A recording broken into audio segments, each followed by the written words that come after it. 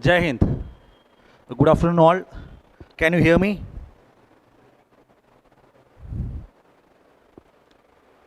Okay. Let me start with a very basic question. Why do you think the UPSC has introduced the ethics paper? The commission felt that civil servants indulge in wrong things because they have less awareness of what is the right thing to do. So the commission decided that let us teach at least the potential civil servants, you, the aspirants. If the aspirants learn what is ethical, then they will apply their learning in their duties and responsibilities. Now, my second question to you is this. Is it always that whatever we know, we do? Is it necessary that we practice what we learn? Of course, there is a gap between what you know and what you do. Whatever that might be, your purpose, you are an aspirant and your purpose is to study ethics properly and score 125 plus. And my job as a teacher is to equip you with the right kind of skills needed for getting those marks. Now the question is how you can get those marks. That is the purpose of this session, to enable you to develop that kind of skills which can fetch you 125 plus. One approach that we are going to teach you at this point in time is the approach of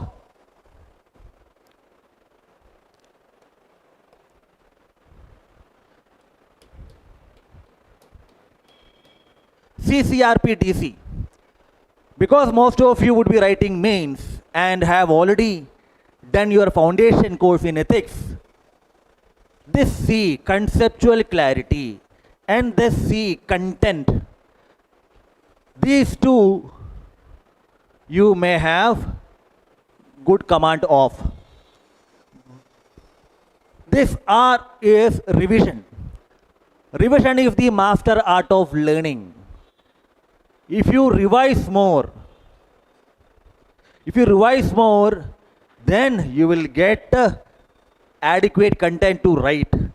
P is what? It is practice. Practice is the actual writing of the answers. Now when you write, you have to be very much clear of the demand of the question. If you do not know the demand of the question, then the answer will be way apart from the question itself. And another important thing is the command of the question. I will take this opportunity to provide you a bird's eye view, a broad idea of the commands. So this CCRP DC is like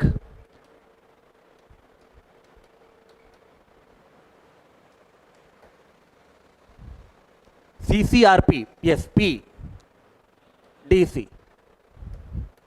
It's a hierarchy. There is no level jumping, no shortcut. Everybody has to go through this step. Concept, content, revision, practice. In menu practice, demand and command of the question. What we will do in this session is to enable you to apply this in actual answers. Nevertheless, we will focus on this aspect, concept as well as content. I have prepared a wonderful PPT for you, sui generis PPT like our Indian Constitution. And you will also get a Word file where a handout is beautifully made. So there won't be any problem of content also. And revision, this is something you must do. And we will take the PYQs from the topics which we are going to study and we will apply our learning. This is what we are going to have in this session. Let me show you how we are going to do this. Say this, ethics mains teaching framework. What are we going to do? PYQ analysis, directive decoding, concept building, brainstorming, one of the most important aspects of writing a good answer. But what is brainstorming? Brainstorming is an approach through which you generate points. Then case study will also be included in this lecture. Not in this lecture, we have 3 classes. So day after tomorrow, I will be taking the case studies. So this is the process through which we learn. So we are having some kind of reverse engineering. What does it mean? We take PYQ, then we go back step by step. You are going to enjoy this process and you will feel that, okay, now I have the right approach, right strategies to score 125 plus. Right? Now, what are the topics that we are going to take? We are going to take in the session 1, the dimensions of ethics, right? Then ethics versus morality, that I will teach at the last. Ethics and law, attitude and emotional intelligence. These are the topics that we are going to discuss today. Right? We will make this class interactive. The offline students, online students, you can ask your questions, right? No problem, I will be answering each and every question. Offline students, after the class is over, you can come and ask, no problem. Online students, you type in the chat, right? I will be answering them. Right? So we will make it interactive. We will learn together.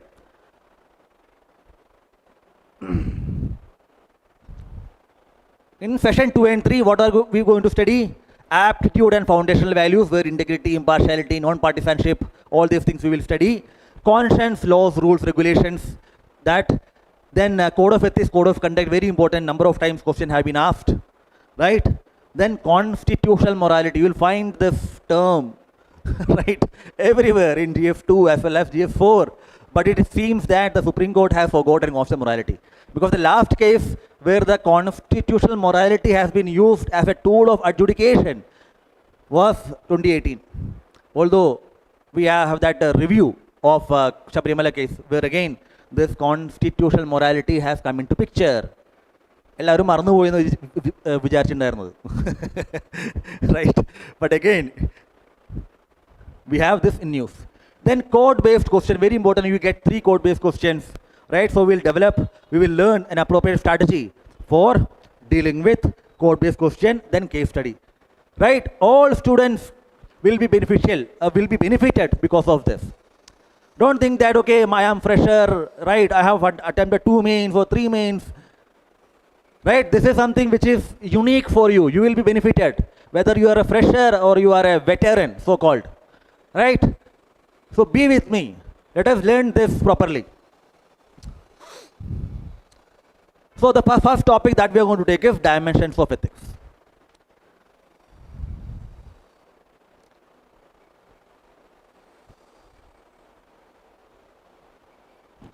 Dimensions of ethics.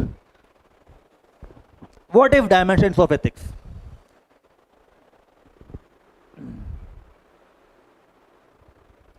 You are writing 2027 mains, 2026 mains. This will be beneficial for you, dear. I will make it very simple. Ethics has never been so easy. Right?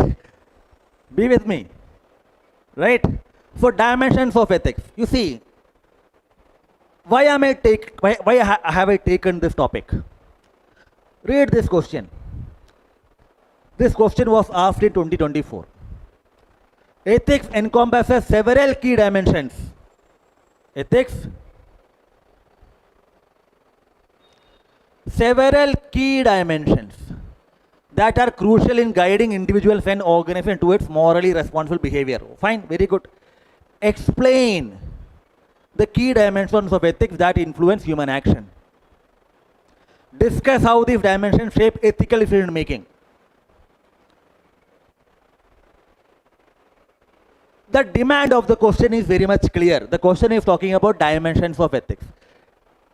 Again, when we see the demand of the question, the demand of the question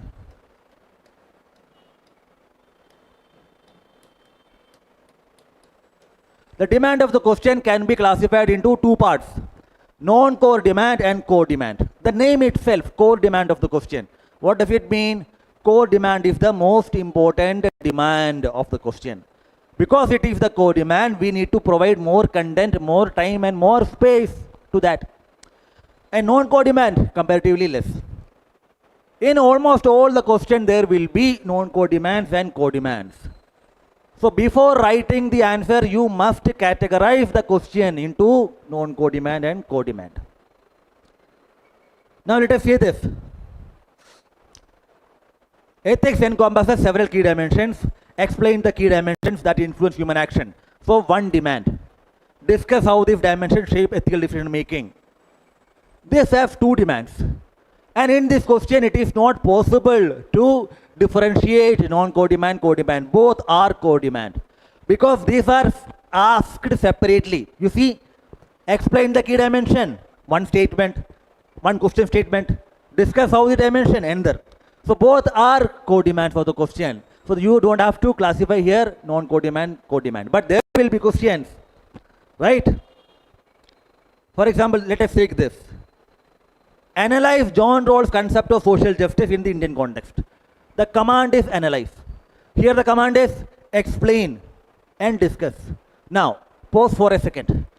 Let me tell you, or let me explain the meanings of these commands. Then we will come back to this, because as I told you, demand and command of the question is very important. So let us discuss, or let us understand for that matter, the various commands of UPSC.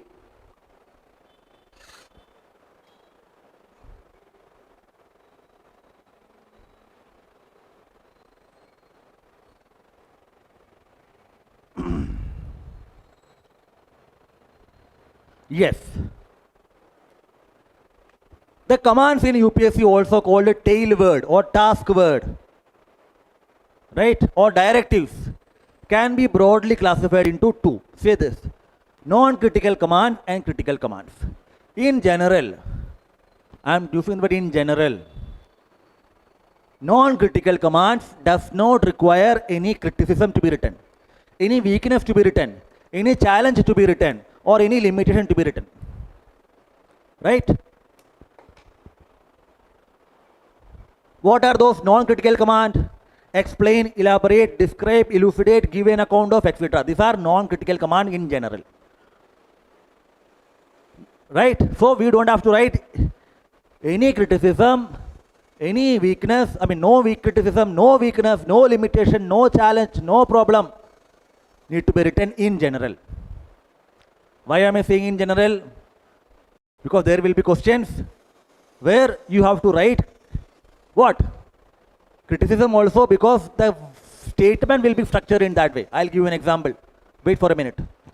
Critical commands. Critical commands are those commands which require criticism, or issues, or negatives, or cons, or issues, or challenges, or problems. So that alternative you should be written. What are they? Examine, critically examine, analyze, critically analyze, comment, critically comment. Do you agree? To what extent? How far? Can we say? There are other things also. When I take the foundation batch, I will be further explaining them properly. The meaning of each and everything. Right? We will develop this commands into such a structure, such a what we call a ready-made approach, ready-made strategy that will help you to write the answer properly, because you'll understand the command. Because understanding this command very easy, necessary. Because the answer's orientation will change. The direction of the answer, the content of the answer will change as far as the commands are concerned. Right? What I will do is, I will discuss this in an elaborate manner during the foundation batch classes. Right? Whichever command comes in the PYQ we are discussing, we will discuss them. One thing I want to add here, that is with respect to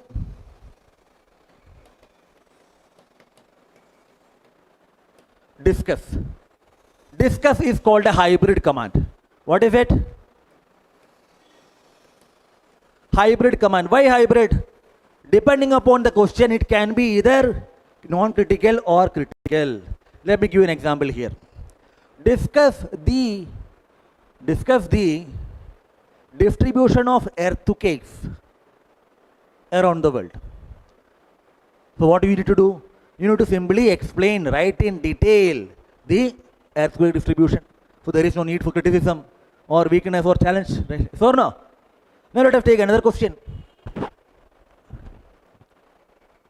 Virtue ethics promotes moral development of individual. Discuss. Now here the command is discuss. But again, because of the question statement is like that, and the question context is like that, it is required that you write some issue with respect to virtue ethics. So first what you need to do? You need to explain how virtue ethics promote moral development or moral conduct. Then you write, however, there are some issues with respect to virtue ethics. Right? Subjectivity. Then very less help for resolving ethical dilemma, etc. When you are writing the negative or challenge or problems, then you need to write way forward also. So just because the command changed, what you have to, what you are finding? You are finding that demand has increased. Okay, I'll do one thing. Let me take that roles question and explain it further. It becomes very easy. I am saying depending upon the command of the question, your demand will also change. There will be some hidden demands, implicit demands. Take this. Analyze John Rawls' concept of social justice in the Indian context. What is the command? Analyze. Command is analyze. What does analyze mean? In-depth writing with facts. So fact-oriented in-depth writing plus limitations plus way forward. So analyze. In-depth fact-based writing plus limitations plus way forward. Then of course conclusion. Right?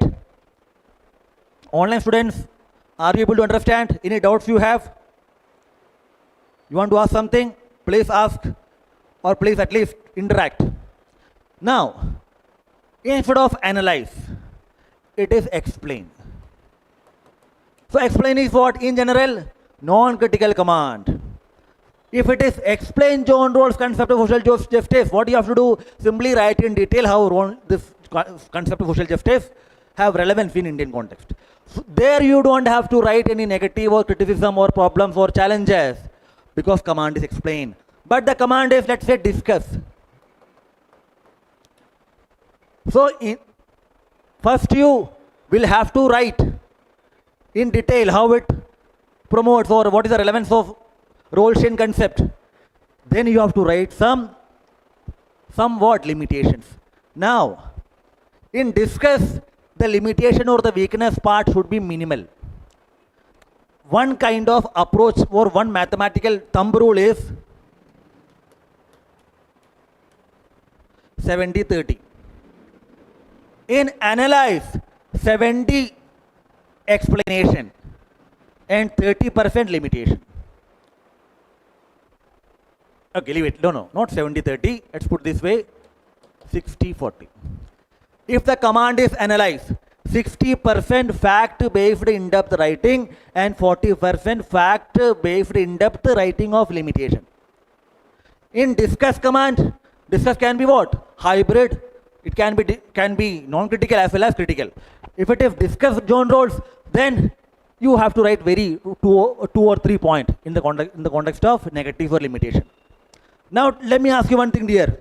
If it is explain, this has only one demand. Yes or no? Explain John Rawls' concept means there is only one demand. So there is only one demand, which is the co-demand. But because the command is analyze, you find that two extra non-core demands have emerged. Why? Analyze, limitation need to be written. That is a non-core demand. If you are writing limitation, way forward also need to be written. Are you able to understand? Just because the command is changed, two extra demands have emerged. That is why you have to focus on the command of the question. Demand and command are the foundations of writing a good answer, provided you have fundamental clarity of concepts. Are you able to understand this broadly? Now come to the question.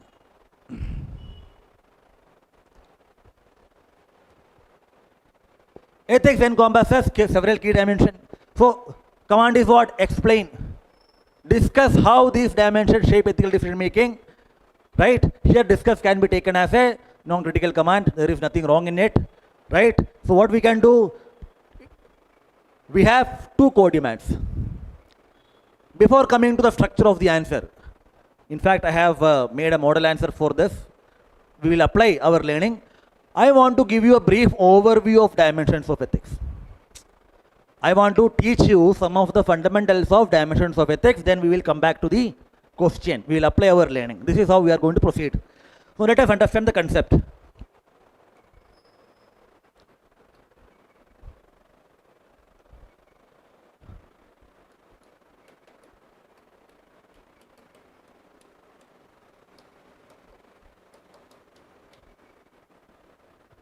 Online students, are you understanding? Offline students? Fine? Okay, very good. Online students, are you able to understand?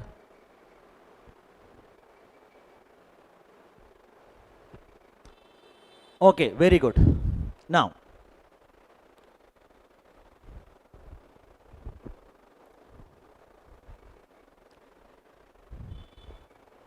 dimensions, what does it mean? Dimension means branches, divisions, perspectives.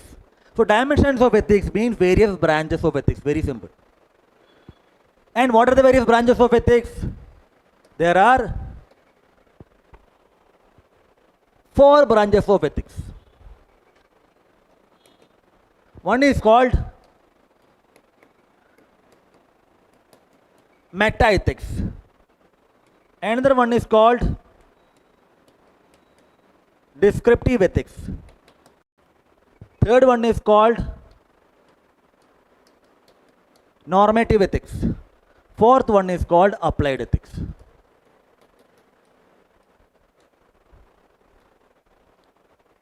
Right? Meta-ethics, descriptive ethics, normative ethics, applied ethics. So dimensions of ethics, key dimensions of ethics: meta-ethics, descriptive ethics, normative ethics, applied ethics. Now what is meta-ethics? Meta-ethics deals with number 1, origin or nature. Number 2,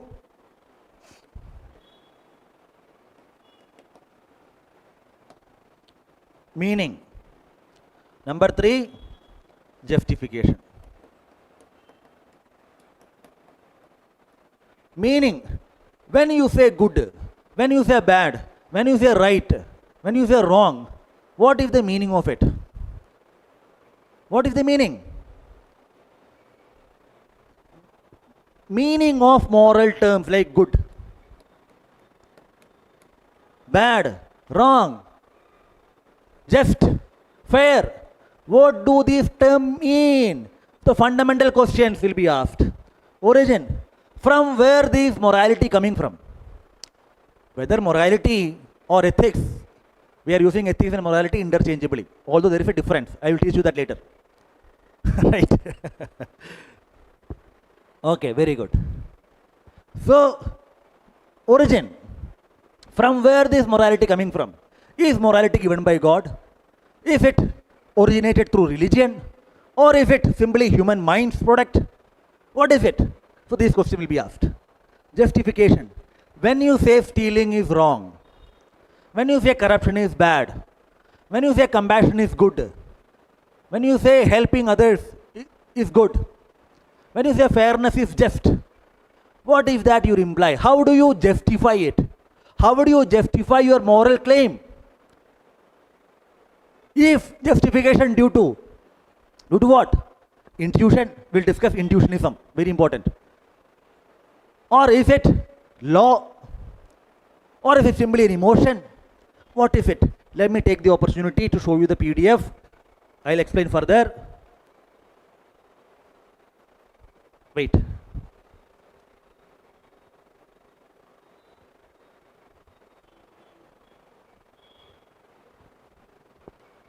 Yes, see this. This is what meta-ethics is all about.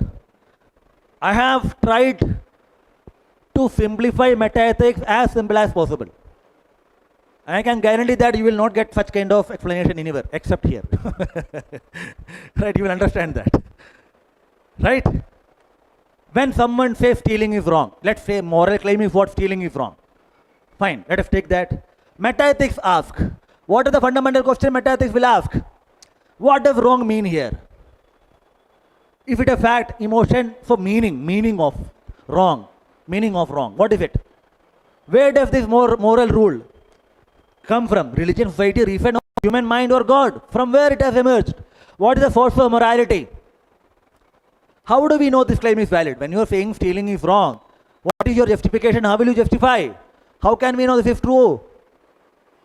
Is it simply an emotion that I am having? Or is it my sentiment? Or is it a product of my intellect? What is it? See, these are the fundamental questions. That is, it is termed metaethics. Meta means beyond. It is the ethics of ethics. Metaethics. These are the fundamental questions which the metaethics ask. Very important. Right? Because although UPSC may not ask directly about metaethics, you can apply that in many questions. You have a fundamental question in your mind. What is that? Is ethics relative or universal? Yes or no? This question you have in your mind. Is ethics subjective or objective? Is ethics individualistic or universal? This meta-ethics will ask such questions, and depending upon which branch you take, you will have the answer. We will teach this properly from the examination point of view in the foundation batch properly. Right? For the time being, this is enough. Now let us come to this. Meta-ethics is further subdivided. I am saying meta-ethics is further subdivided into two broad branches. Online students, are you getting any doubts you have? Please ask me. Please be present with your mind, heart and brain, everything. Offline students, of course, you are here physically present. I am saying meta-ethics can be divided into two. What are they? Divided into two. Moral realism, moral anti-realism. I'll just briefly discuss this. Moral realism. What moral realists say? Moral facts are natural facts. So, moral facts are, I'll write it. Moral facts are objective, mind independent facts. Simply means morality is like science. This watch, all of you can see this watch. This watch is on the table. The watch is on the table is a statement of fact. Fact. What is the meaning of the word fact? Fact is a statement of reality which can be proved as true. Watch on the table. So watch is on the table. I am writing on the board. I am standing and speaking to you. These are what? Statements of fact because these are true. This is physical. Similarly, they are saying that like physical facts, like tree, table, fan, mobile, human body, etc., etc., moral facts also exist. Like this watch is on the table, stealing is wrong is also a fact, which is objective, which means what? Whether you believe it or not does not matter. Whether Harimurali or George or Hussain agree on this or not, it will remain a fact. Why? Because it is true. Which means subjectivity has no role to play. Objective. Like this watch is on the table, stealing is wrong is an objective fact. Mind independent, which means it does not depend upon whether you believe, does not believe, what is your belief system, what is your value, does not matter. So, moral facts. So, that kind of group of people are called moral realist. Moral anti-realist, opposite. Moral anti-realists say moral facts are not objective mind independent facts, are not opposite, right? Opposite. They say objective moral facts exist. Stealing is wrong. Like the watch is on the table, stealing is wrong is also true. I'll explain why. But they say no, there are no mind independent objective facts. There can be facts which are subjective.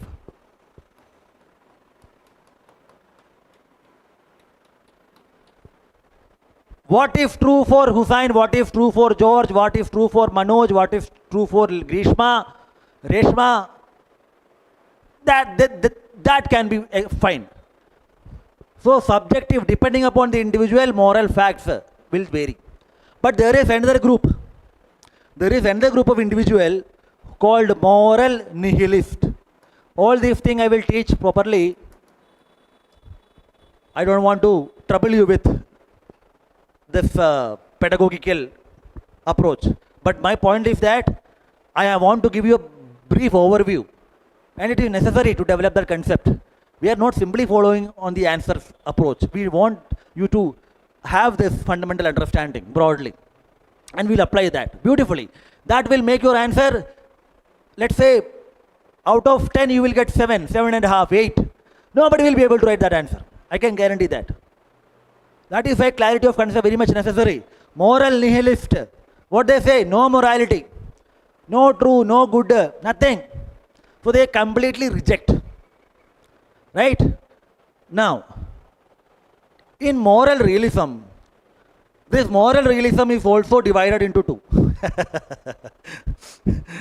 Moral realism is also divided into two categories. One is called ethical naturalism. Ethical naturalism. Another one is called ethical non-naturalism. Ethical naturalism and ethical non-naturalism. Give me a second.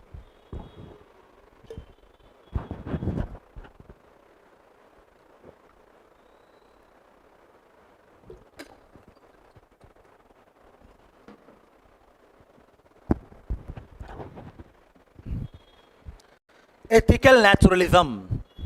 What does it mean? They say moral facts are natural facts. In other words, natural facts like this. A watch on the table. This can be empirically proved. If it is to be tested as true, somebody can come and see, okay, yes, it is on the table. So it is true. It is raining out there. Somebody can go and see, yes, it is raining. There was an accident on the road. Somebody can go and see, yes, there is. Similar verification can be done as far as the moral facts are concerned. Compassion is good. Fairness is just. Now, that can be counterintuitive for you. എങ്ങനെയാണ് ഇത് നടക്കുന്നത്? Moral facts happens in our mind, yes or no? Compassion is good. നമ്മൾക്ക് പോയിട്ട് touch ചെയ്യാൻ പറ്റുമോ? കാണാൻ പറ്റുമോ? ഇതെല്ലാം മനസ്സിലല്ലേ ഉണ്ടാവുന്നത്? But they are saying what?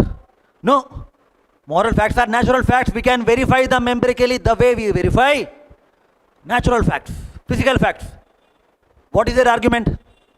They say, for example, compassion is good. That is a claim, a moral fact. Why compassion is good? Because if compassion is there in the society, if we show compassion to the people around us, then ultimately what will happen? There will be peace and harmony and development in the society. So peace, harmony, development we can see, right? Are you able to understand? Another example, fairness is just. Fairness is just, or fairness is good. Now what is the argument? If everybody is fair, then again what there will be? There will be stability in society. There will be peace and harmony in society. There will be happiness, which we can see, yes or no? In fact, happiness we can measure. World Happiness Index, etc. The measurement can be done. In any case, when we see things, stability, peace, progress, happiness, well-being. So that is the argument they are providing. Ethical naturalism. Ethical naturalists say moral facts are natural facts. Ethical non-naturalist, what they say? They say no. They say moral facts are not natural facts. Moral facts are not natural facts. One important thinker in this group of ethical naturalists is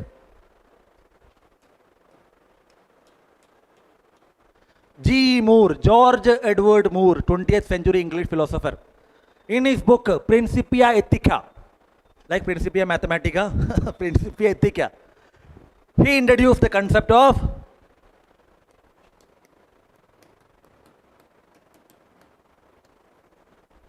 intuitionism. Moore criticized ethical naturalists, claim that moral facts are natural facts through his theory, intuitionism. What is the meaning of intuition? Intuition is a direct, self-evident intellectual awareness. DSI. You can remember this way. Direct, self-evident intellectual awareness. DSI. Intuitionism. Intuitionism is a moral philosophy, or its ethical approach, or a meta-ethical theory, which says that through intuition we come to know what is true or what is false, what is right or what is wrong. Let me tell you one example, famous example of Moore. 2 plus 2 is 4. When you see 2 plus 2, automatically it comes into your mind. Do you require any proof for it? No. 1 plus 3 is 4. 1 plus 5 is 6. 2 into 2 is 4. So in order to reach the conclusion of those mathematical equations, you don't have to require any proof. It is automatically coming. Similarly, intuition. Moore provides one important criticism of Moore of this ethical naturalist is this one.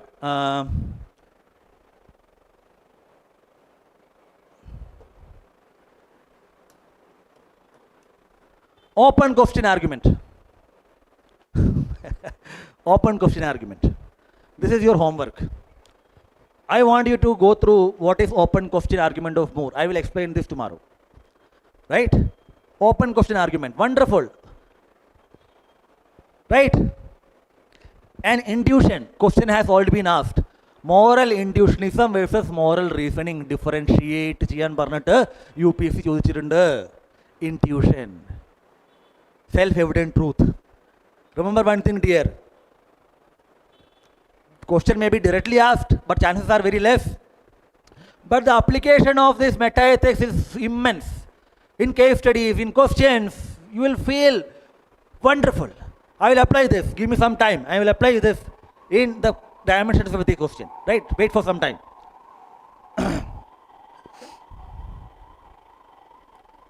Some of the important moral anti-realistic. One, we discussed moral nihilism. Another one is emotivism. This thinker called A.J. Iyer. Not Iyer. Malayali, but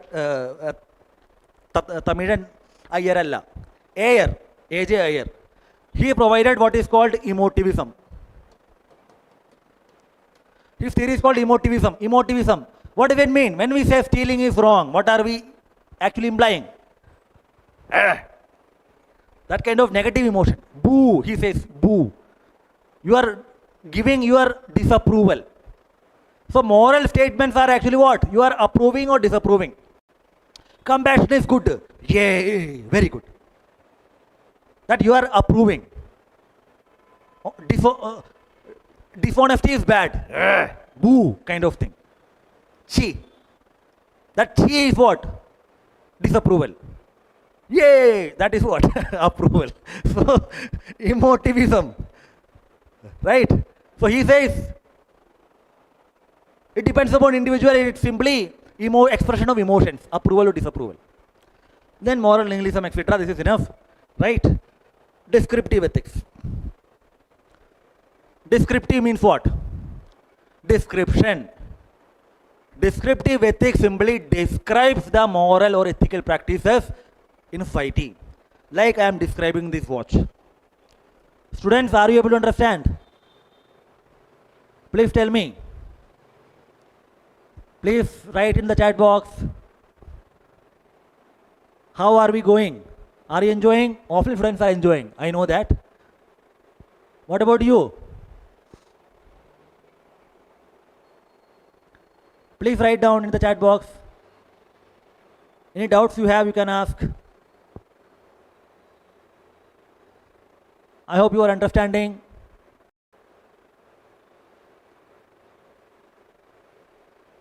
Okay, very good. Descriptive. This is a watch, right? I am going to describe it. This watch is made by Titan. It has silver linings. It also shows the date. It is of 2 years old watch, right? It has chains. It has ingrained something here. What am I doing? I am simply describing. DSA full form. Okay, DSA is direct self-evident intellectual awareness. Right, you remember it. I will give you such codes. We have developed it. Right? Very easy. Ethics, you will feel, has never been so easier. Right? So I am only describing the parameters. I am not saying whether the watch is good or bad. So when I only describe instead of judging, that kind of approach is called descriptive. So descriptive ethics is that part of dimensions of ethics which deal with description of ethical practices or moral behavior. For example, in, let's say I have went to Trivandrum, then I am studying the moral practices. I'll write in Thiruvananthapuram, people are God-fearing. In Thiruvananthapuram, people are compassionate to each other. In Thiruvananthapuram, people respect the privacy and autonomy of women. I will not ask whether it is right or good or bad or wrong. No. Descriptive ethics. For description. Clear? There are multiple branches also. We'll discuss that later. Normative. This is something which we are going to discuss elaborately. Normative. Before that, let me just briefly explain this. Applied ethics. Very easy. Applied ethics means what? Application of the ethical principles, values, right, theories in practical life. Environmental ethics, digital media ethics, social media ethics, international relation ethics, ethics in corporate governance, right? Ethics of euthanasia, multiple. Applied ethics is also an important area, right? That is applied ethics. Normative. I will explain this normative a bit elaborately. Then we will go to the questions.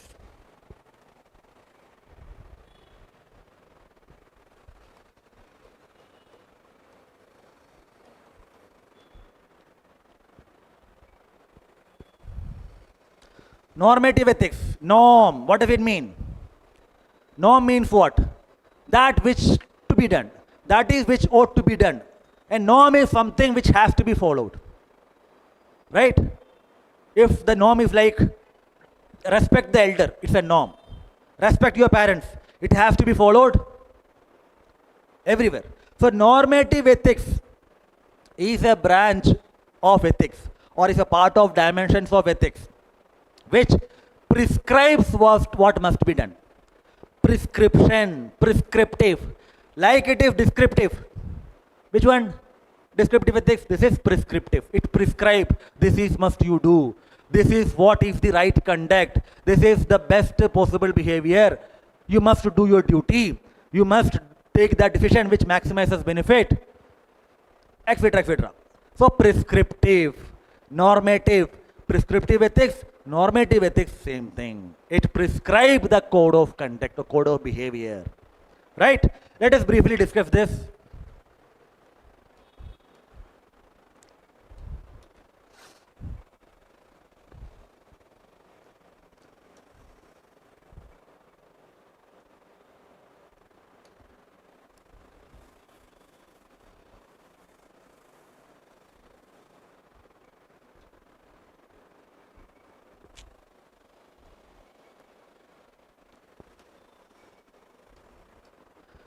Normative ethics can be classified into two.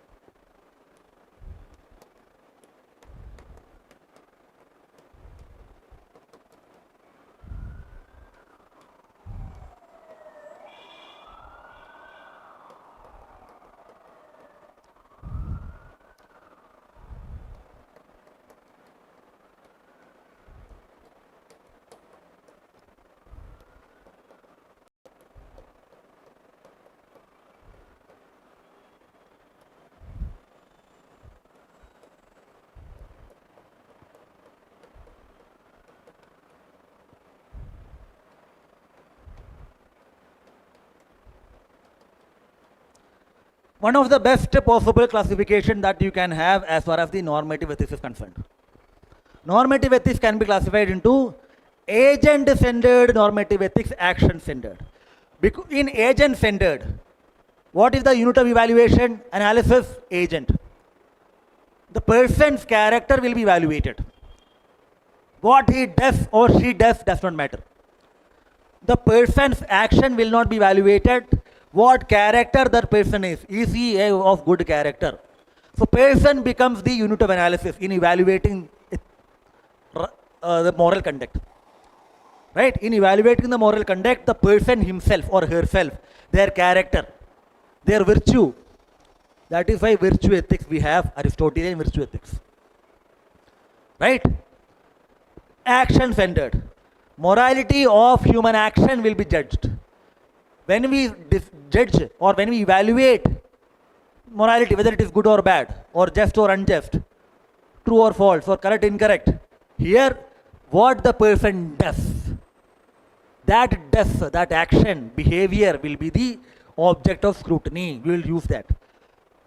This can again further divided into nature of action, outcome of action. That is, in the context of action-centered normative ethics, two subcategories: nature of action, outcome of action. One group of scholars will say morality of the action, morality of the nature of the action itself should be evaluated. What the person does, the nature of it, what kind of action he is doing.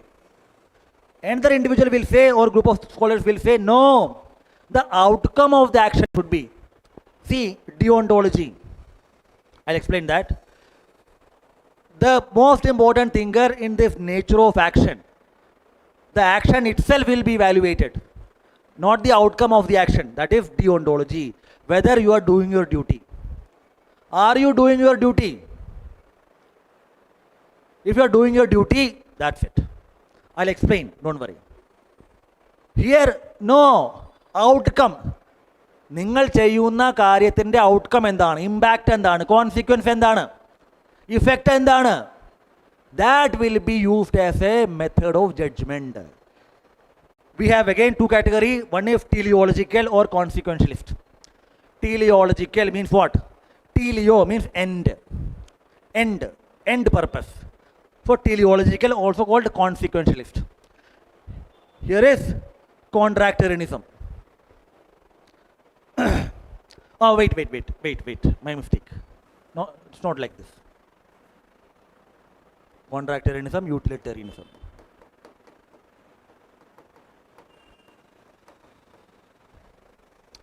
Outcome of action. These scholars are called teleological or consequentialist because they focus on end, effect, consequence. Further can be divided into two groups: utilitarianism, contractarianism. Utilitarians, they say utility. If the action proposed or taken is increasing or providing maximum benefit to the maximum number of people, then the action is moral. Contractarianism means what? If the action or the decision is taken based on a contract, then it is correct. So contractarianism, utilitarianism. This is a bird's eye view, a broad framework. right? I will explain the deontology, and I believe that you know virtue ethics and other things. Then we'll go to the question, right? You see, deontology. What is the meaning of this word deontology? Deontology is deontology.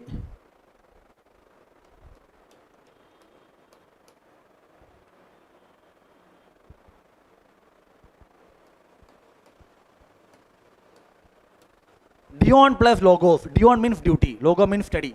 Study of duties. In other words, deontology is a normative ethical theory that emphasizes on doing one's duty. You are ethical if you do your duty.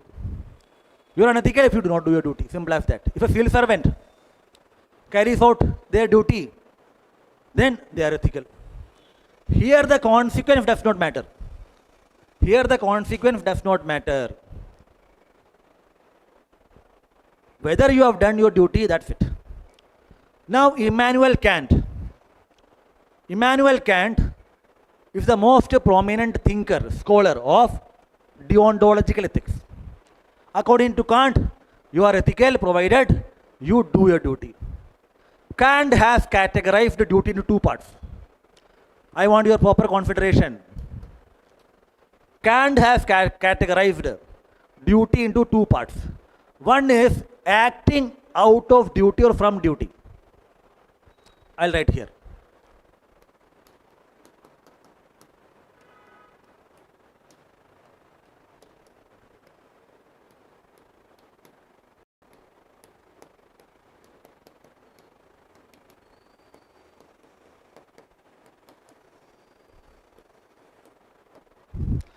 Immanuel Kant has categorized the duty into two types.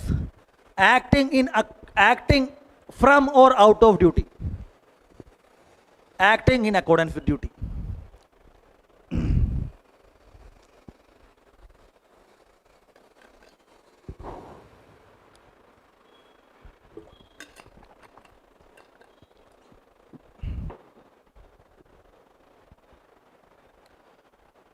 Duty is classified into two. Acting out of duty or from duty. Second, acting in accordance with duty. Now, what is acting in accordance with duty? You are doing duty. For example, a civil servant is coming to office and implementing the work properly. Of course, the civil servant is doing their duty. But why the civil servant is doing, dear? For promotion, to escape punishment, to be in the good books of the minister, for self-interest. Kant will say, ഇത് ശരിയാവില്ല, ഇതല്ല duty. ഈ duty അല്ല ഞാൻ പറയണത്. Kant will say this duty is not the duty he is talking about. Because you are doing a duty for some benefit, consequence, or to avoid something. Now, Kant will not say this duty will have its moral worth. True moral worth this will not have. Only the true moral worth is with respect to this. Acting from duty or out of duty. Which means you are doing your duty without worried about, without having any concern for any impact or benefit or consequence. This you must understand, dear, properly. Acting in accordance with duty, acting out of duty or acting from duty. Now the question is this, Mr. Kant, you are saying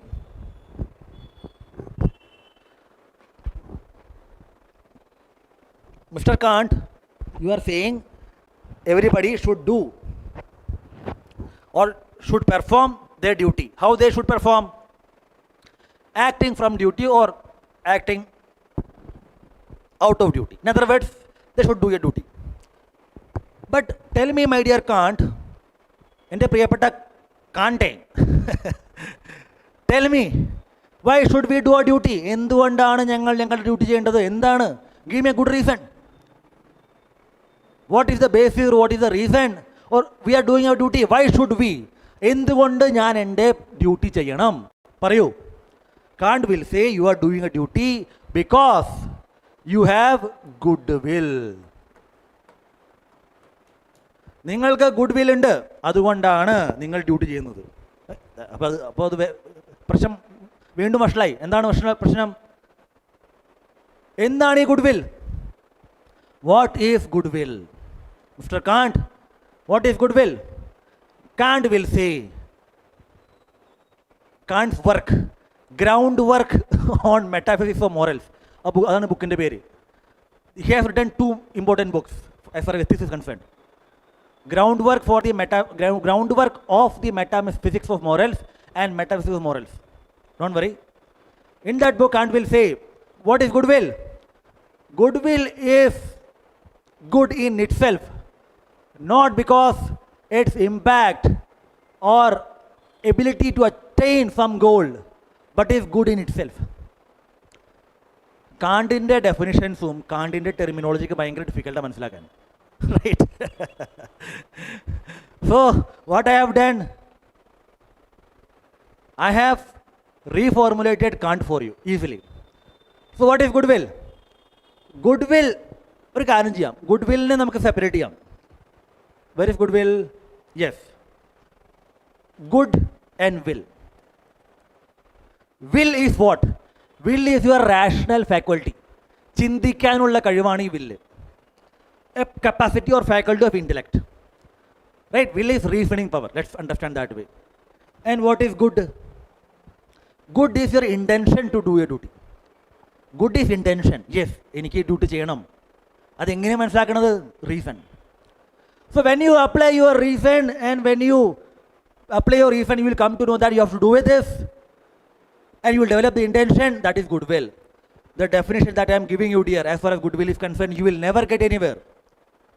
Because I have gone through this and have developed it by refining and thinking and imagining like that. And it is a perfect one. Goodwill is the intention to act out of duty based on reason. Goodwill is the intention to act out of duty based on reason. പ്രശ്നം തീർന്നില്ല അവിടെയും പ്രശ്നം തീർന്നില്ല. എന്താ പ്രശ്നം? You are saying that okay good will ഉള്ളത് കൊണ്ടാണ് നമ്മൾ ഡ്യൂട്ടി ചെയ്യണത്. ഓക്കെ, ഞാൻ കാര്യം ചോദിക്കട്ടെ, online students, are you having good will? എങ്ങനെയാണ് ക്ലാസ് പോകുന്നത്? Are you enjoying? Are you enjoying the class? Please type, are you having good will towards me?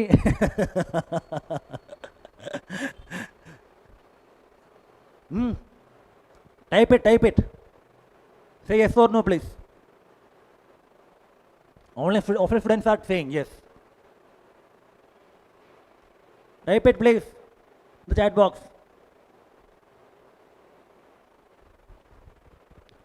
So, പ്രശ്നം തീർന്നില്ല. Goodwill, okay. In goodwill, you are saying reason. But as you know, dear, every individual will have their own different reasoning facility. For example, George, Rishma, Hussain, Abida.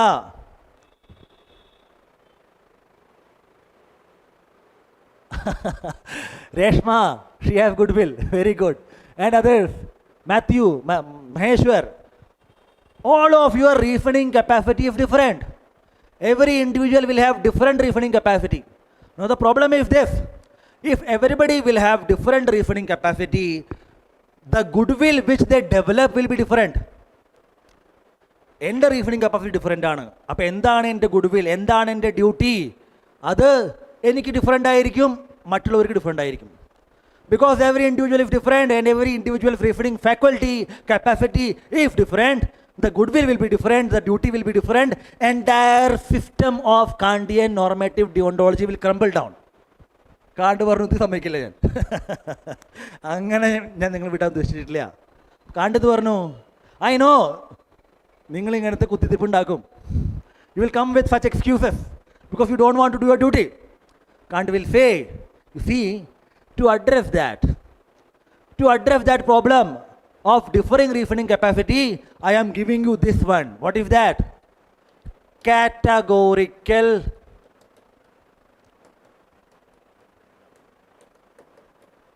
imperative. You must have heard about this categorical imperative. You must have studied it separately, isn't it? Categorical imperative as a separate idea.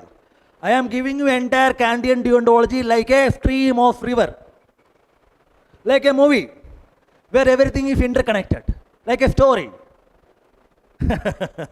Even Kant would be really happy that somebody is teaching like this. But anyway, that's not the point. The point is that you must understand. It is not what we teach or what we do not teach. Our purpose is you must understand, develop the clarity and apply it and score good marks and get 125 plus. Right? Can't say, you will say everybody will have different reasoning capacity and because of which they will develop a different kinds of duty.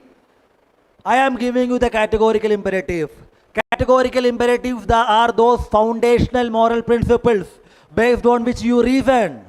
And when you reason based on that, everybody will reason the same. If everybody will reason the same, everybody will develop the same goodwill and will do the same duty.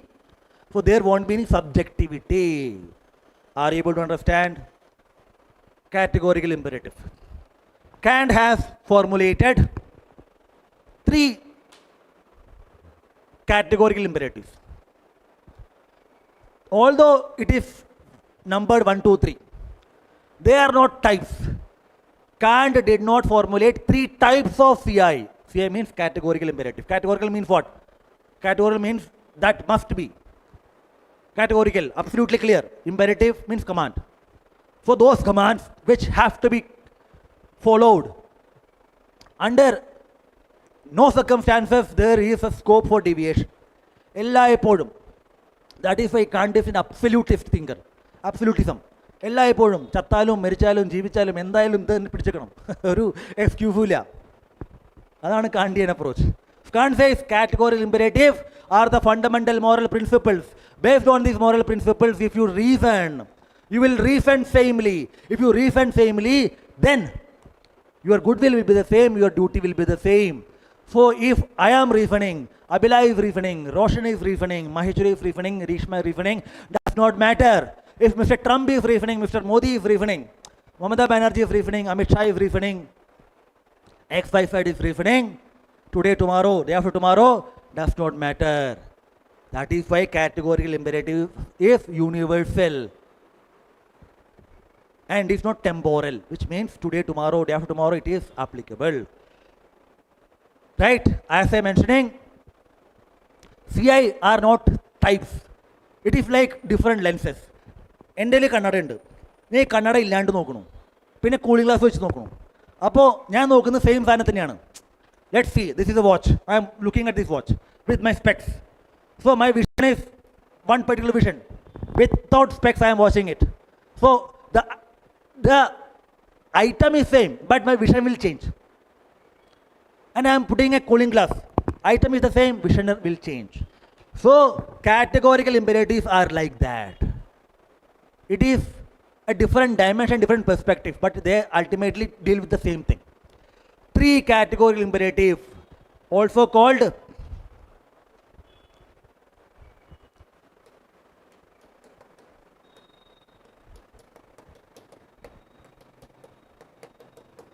CI1, CI2, CI3. Also called formula of universalizability.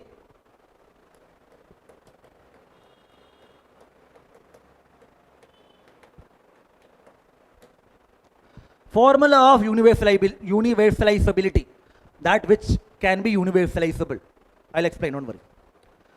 Categorical imperative 2. Formula of humanity. Categorical imperative 3, formula of autonomy.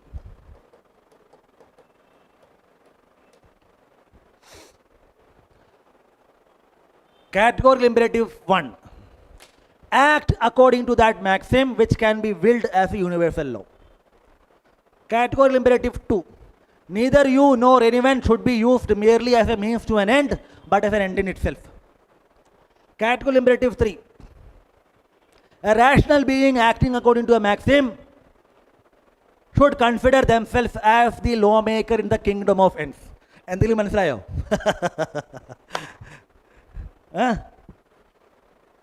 എന്തെങ്കിലും മനസ്സിലായോ? കുഴപ്പമില്ല. You see, when you see the exact categorical imperative Kant, you will feel എന്താണ് ഈ ചങ്ങാതിക്ക് വട്ടുണ്ടോന്ന് അങ്ങനെ വിചാരിക്കും. ഇത് ഞാൻ എന്ത് ചെയ്തു, simplify ചെയ്തേക്കാണ്. I'll explain one. This one I will explain, right? Universalizability. Let me just write it down so that you'll understand. എന്താണ്? act according to that maxim which can be willed as a universal law. Let me give you an example. I am planning to teach you, yes or no? So before acting, what is my act? Teaching. So before teaching or before doing that act, what I will do? I will develop a maxim. What is a maxim? Maxim is something which is true always. It will be applicable to me also, to everybody also. Now what maxim I will develop? Before acting, I will develop. What is the act that I am going to undertake? Teaching. Are you able to understand? So before teaching, I will develop a maxim. What maxim I will develop? The maxim that I will develop is, a teacher should conduct their classes with commitment and competency. A teacher should conduct their classes with commitment and competency. Now, based on this, I am acting. So I am teaching you. Can you see these two, commitment and competency, in my teaching? Yes, commitment and competency. Now, this is applicable to me, but what about others? Every teacher will have to follow this. Now the point is that I am teaching you based on this maxim, and you are getting benefited. Now why do you think I am formulating this maxim? Because if my maxim is different, a teacher can just superficially teach the students without very good commitment. What is the problem? If that is the maxim, then it will be applicable to me also. My son, my children also. If tomorrow my son has gone, although I am unmarried, hypothetically speaking, right? My son goes to a coaching institution or teacher, and the teacher is not teaching properly, no commitment, superficial teaching. I cannot go there and complain to the teacher. Teacher, you are not teaching properly, commitment illa, competence illa, adu. Teacher parayum, mone Dinesha, nee thannelle idu parnathu nerthe. Nee for ee maximum undaki, nee adupole cheyidu. Ippo ninakku thirichu kittunu, ninakku complaint cheyan pettilla. That is the reason. So when you develop this maxim, in future it will be applicable to you also. So you will be benefited. So individually you will be benefited. Let us talk to society.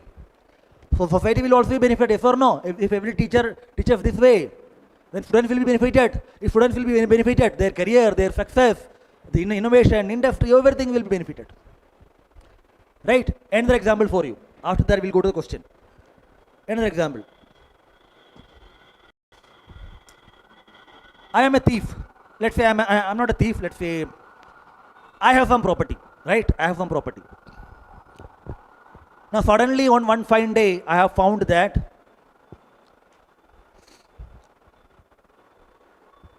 there is no one in my neighbor's house. No one. And I will find that, and I found that the neighbor has enough money. I decided to steal from my neighbor's house. And I am very much sure that nobody will come to know that I have stolen. Nobody will come to know. So what is the act I am planning to take? Stealing. What is the maxim? Maxim is you can steal from another person's property provided nobody finds out. Now do you really think this is beneficial for that person? One fine day he might be out of his house and somebody might steal. So he will be at loss. So if he acts according to that maxim, ultimately it will create problems for him also. So that is why he will not formulate that maxim. If he does not formulate that maxim, he will not steal. So stealing is wrong. You should not steal. Why you should not steal? Because if you steal, you will be stolen. Your property will be stolen. The very idea of public property, sorry, private property loses its meaning. Everybody will steal from each another. So society will collapse. If I am stealing from somebody, somebody can steal from me. So it will be what? Problematic for me also. So I will not formulate that maxim. So that is it. Similarly, categorical imperative 2 and 3. Right? Are you able to understand? Are you able to understand? Rishma, Jashu Hali, Bhavani Singh. Okay, we have a Bhavani Singh. Sorry for Malayalam. Right. Now let us come to the question. A question solve ചെയ്യാൻ വേണ്ടിയിട്ടാണ് നമ്മൾ ഇത്രയൊക്കെ ബുദ്ധിമുട്ടിയത്. തിരിച്ചു വരാം.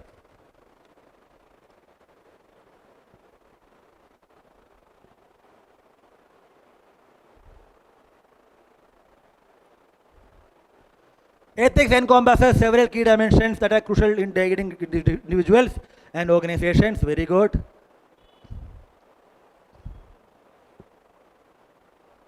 This one, the question. We discussed concept, we developed.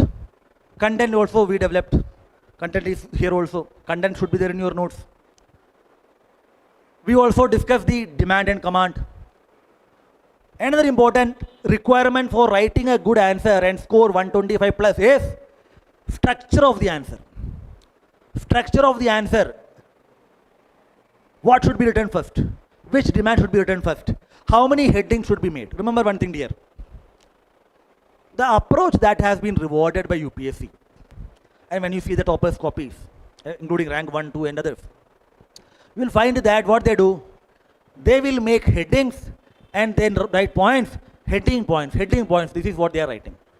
But I am not saying that you should write that way. You should follow that approach in every question. But generally, in almost all the questions, that approach is being followed. So headings and point. Let us see this. I'll come to the intro in a while.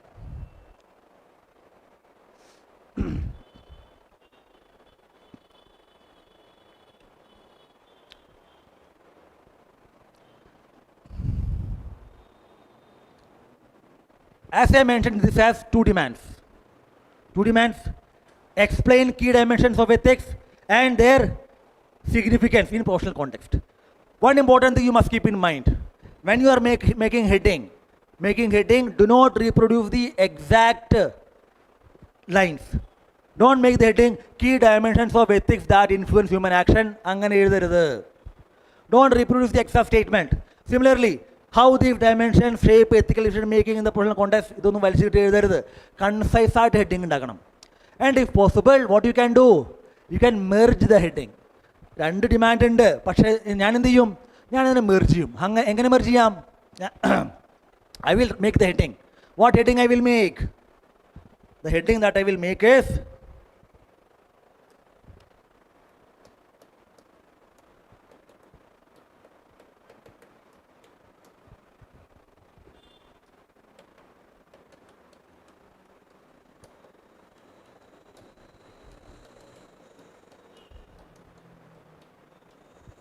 key dimensions of ethics and their significance.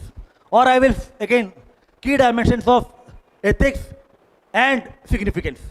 അത്ര ചെറുതാക്കി എഴുതും ഞാൻ. Because energy, time, everything, word limit, everything is there. ചെറുതാക്കി എഴുതും. രണ്ടും ഞാൻ ഒറ്റ ഹെഡിങ്ങിൽ എഴുതും. Now,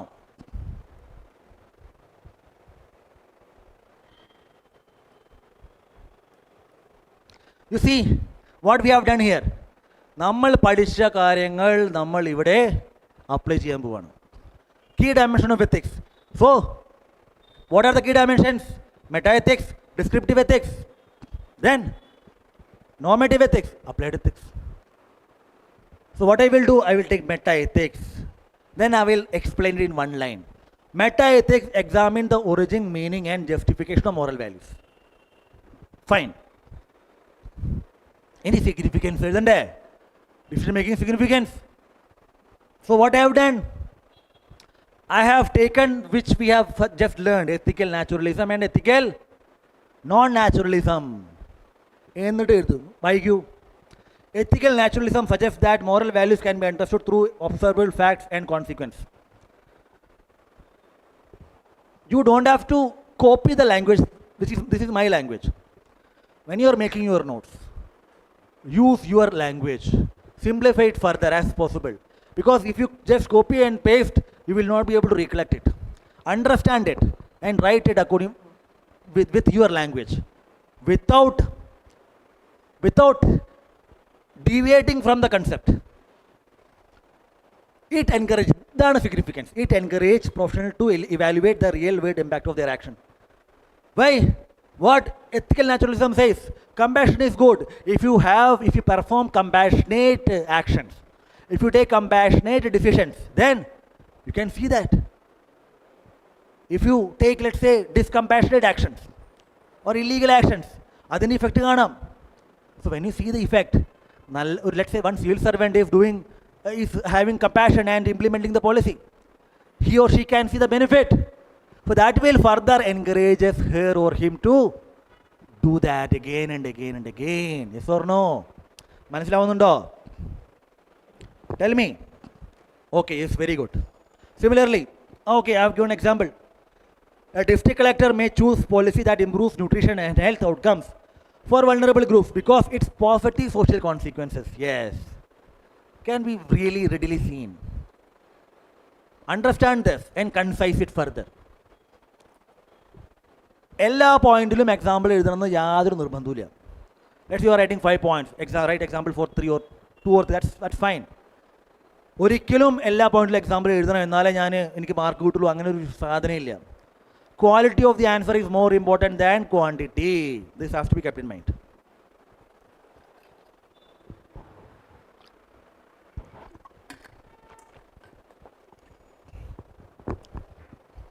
Similarly, intuitionism. You see, എന്തുകൊണ്ടാണ് ഞാനിത് പഠിപ്പിച്ചത് മനസ്സിലായില്ലേ? Application. Read this. Intuitionism holds that certain moral truths are known through intuition other than logical proof or empirical evidence. It helps professionals recognize values such as honesty, fairness, compassion when rules are insufficient. Rules ഉണ്ടാവില്ല, law ഉണ്ടാവില്ല, clash ഉണ്ടാവും. പക്ഷെ പെട്ടെന്ന് ഇതാണ് ശരി. നമ്മൾക്കും തോന്നാറുണ്ട് ഇല്ലേ? Right? That is the importance of intuitionism. Example, a civil servant may intuitively feel that favoring relative. Yes. സ്വജന പക്ഷപാതം, ബന്ധുക്കളെ നിയമിക്കുക, അതൊക്കെ കേൾക്കാറില്ലേ? അതാണത്. A civil servant may intuitively feel that favoring a relative in a recruitment is unfair, even if procedural loopholes make it fair. Technically, it might be correct, but he knows that that's not right. I'm using the loophole, etc., and that's not right. Then deontology. Again, normative ethics, if you want to write, then deontology holds that one should act only according to those principles that can be universalized. Remember, principle of universalizability. It guides individuals to exercise their freedom within bounds of moral duty. Example, a civil servant should reject bribery not because its consequence, but because accepting bribes cannot be justified as a moral rule of conduct. Because if we accept bribery, everybody will accept it. So honesty, truthfulness, trustworthiness of the administration will be the casualty. There will be bad governance, misgovernance. Good governance, ethical governance will be a casualty. Descriptive ethics, studying. Studies people's actual moral beliefs, values and practices across societies. It helps professionals understand how ethical norms vary across. When we know that what is ethical in X, Y, Z countries are different. In Kerala is different. In Uttar Pradesh is different.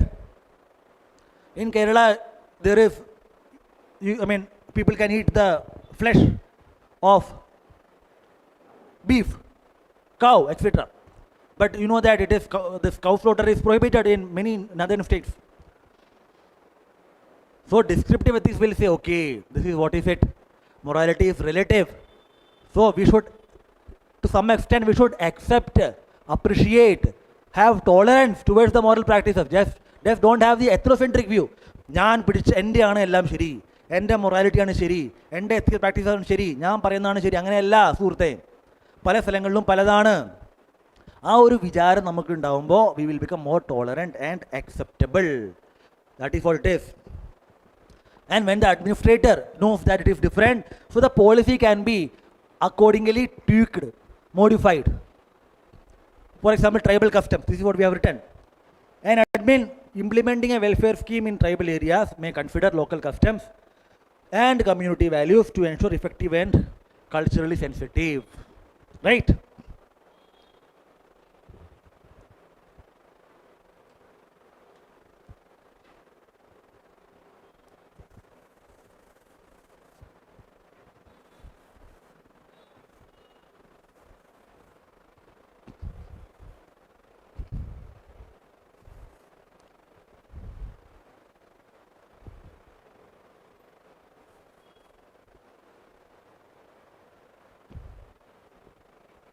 Applied ethics. Apply ethical principles to practical situation, moral dilemma, etc. You see, നമ്മൾ ചെയ്തെന്താണെന്നറിയോ?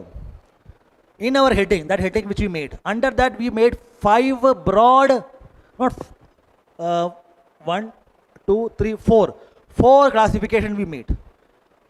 Right? 4 independent, self-contained, non-overlapping subheadings. One heading, subheading. അതിൻ്റെ ഉള്ളിൽ നമ്മൾ define ചെയ്തു. So നമ്മൾ എത്ര point ഉണ്ടാവും?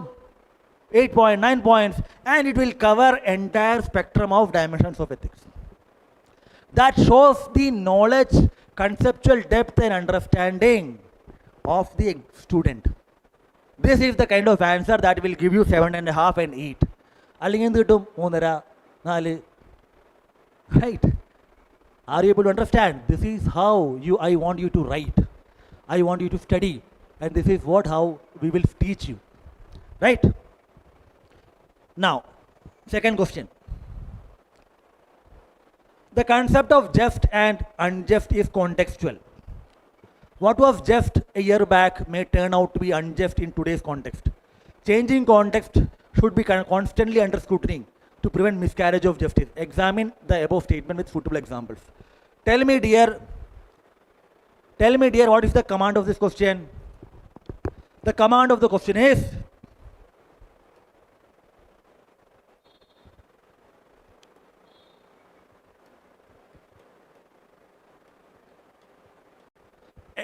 examine. Examine means what?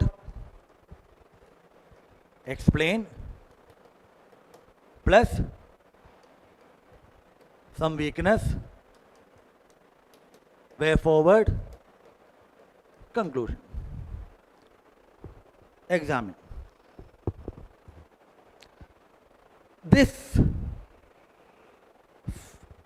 The real question starts from here. Examine the above statement, suitable example. Concept of just and unjust is contextual. What was just a year back may turn out to be unjust today, etc., etc. Very question, lengthy question.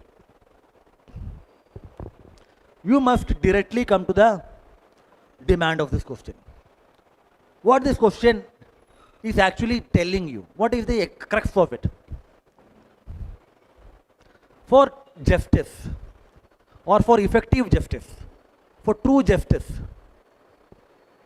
what is required? Changing context should be evaluated. Changing context, the way context circumstances are changing, based on which there is a need to reconsider, evaluate our notion of justice. So there is a need to evaluate or examine or assess or evaluate the changing context for justice. That is it. Don't start writing from here. Concept of just, unjust, contextual. Heading, writing points. Heading, writing points. That's not the way. You need to develop this idea, or let's say skill, of finding out the exact crux of the question, make it a heading and write it. So what is the crux here? Need for constant scrutiny of changing circumstances. Because there is a need, if we do not scrutinize the changing context, then there can be miscarriage of justice. So for effective justice, appropriate justice, what is required? What is required? What is required is the changing context should be evaluated. Right? Now, okay, in the previous question I did not discuss the intro and conclusion. Let me go back.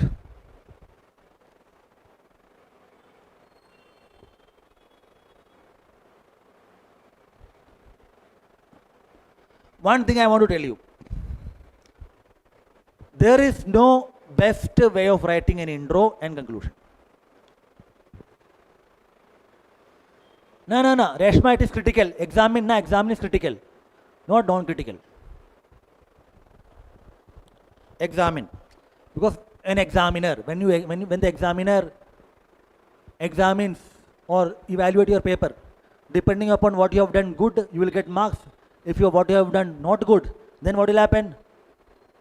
The marks will be deducted. So both positive and negative will be checked. Yes or no? Examine. That's how it is. Understood?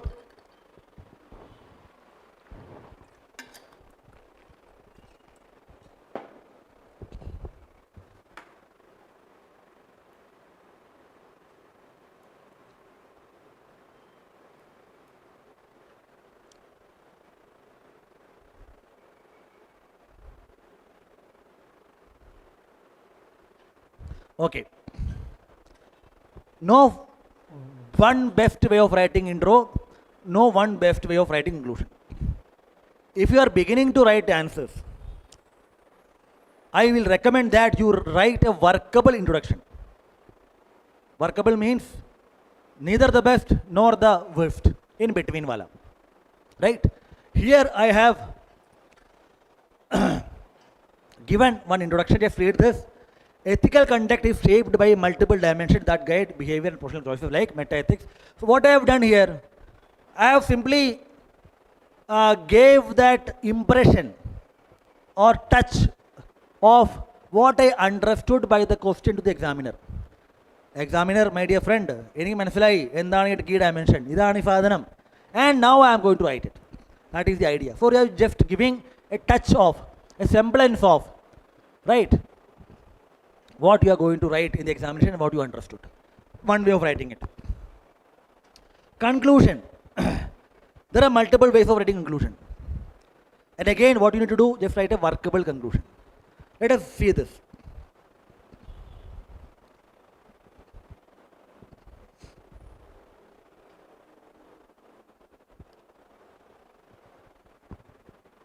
Let us read. In an increasingly complex social environment, a sound understanding of ethical dimensions enables individuals and public servants to make decisions that are not only legally correct but are also morally justified and socially responsible. Use some keywords. Use some keywords and try to mold it. Or try to link the conclusion with something, some foundational values, like this one. The integration of ethical reflection, moral principles and practical application is essential for fostering, because ethical reflection, meta-ethics, moral principles, that normative, practical application, applied ethics, language is essential for fostering, see, foundational value. Foundational value, integrity, accountability, etc. You remember one thing here, if you know the syllabus of ethics properly, you will be able to apply it in multiple intro and conclusion. Right? So, again, thus, this is like concluding, summarizing type of conclusion. The various dimensions of ethics collectively guide human behavior and ensure that professional decisions remain principled, responsible and oriented towards common good. That's way, right? Let's move further. This question. So just and unjust. What I have done, again I have given separate types of introduction. You see, it depends upon the level of your understanding, the level of your depth of knowledge. You will reach to that point where you can write this level of appropriate introduction, provided concept, content, practice, revision practice. When you do that, and of course when you do proper mentoring, when you write appropriate and you write the test and get feedback, that's a process, right? Let us read this. Even though the application of justice depends on context and circumstances, justice as a virtue remains universal and transcendental. Command is examine. So first you need to explain that there is a need for evaluating the changing context, which we have done here.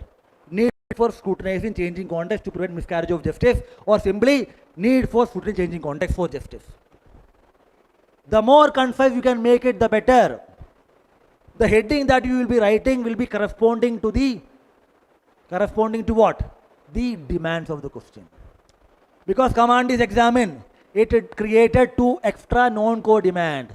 Some problem, then way forward. In 10 marker question, it will be difficult for you to write way forward separately. In some question, you write that in the conclusion. Merge the way forward in the conclusion, it is possible. Right? Here what I have done, I have killed the debate. I have fundamentally killed the debate. What I am saying, okay, there is a need for constantly evaluating the circumstances. But at the same time, justice as a virtue remains foundational. Justice is a virtue. That will not change, that will remain, whether it is contextual or not contextual. Right, so that's what I have written here. Because justice as a virtue is what? Transcendental, universal, beyond. It will remain today, tomorrow, everywhere, every time. While the application of justice evolves with changing social, economic, technological context. So what I have done, what are the contexts which I am going to write? Say this, social context, economic context, political context. That I just mentioned. Its core commitment, so justice, core commitment, fairness, equality, human dignity, they will remain the same. Or what I have done, I have used individual roles. So quote-based intro or quote-based conclusion, it is also possible to write. Quote-based intro, quote-based conclusion. So what I have done, I have used roles. As per roles, justice is fairness. Therefore, its institutions and manifestations must continuously evolve to ensure fairness in changing circumstances. Right?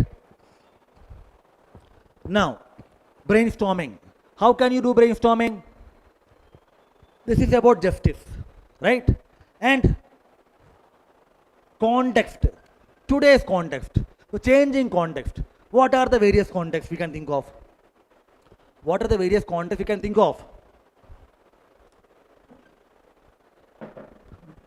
What are the various contexts we can think of? Anybody? This is what brainstorming is all about.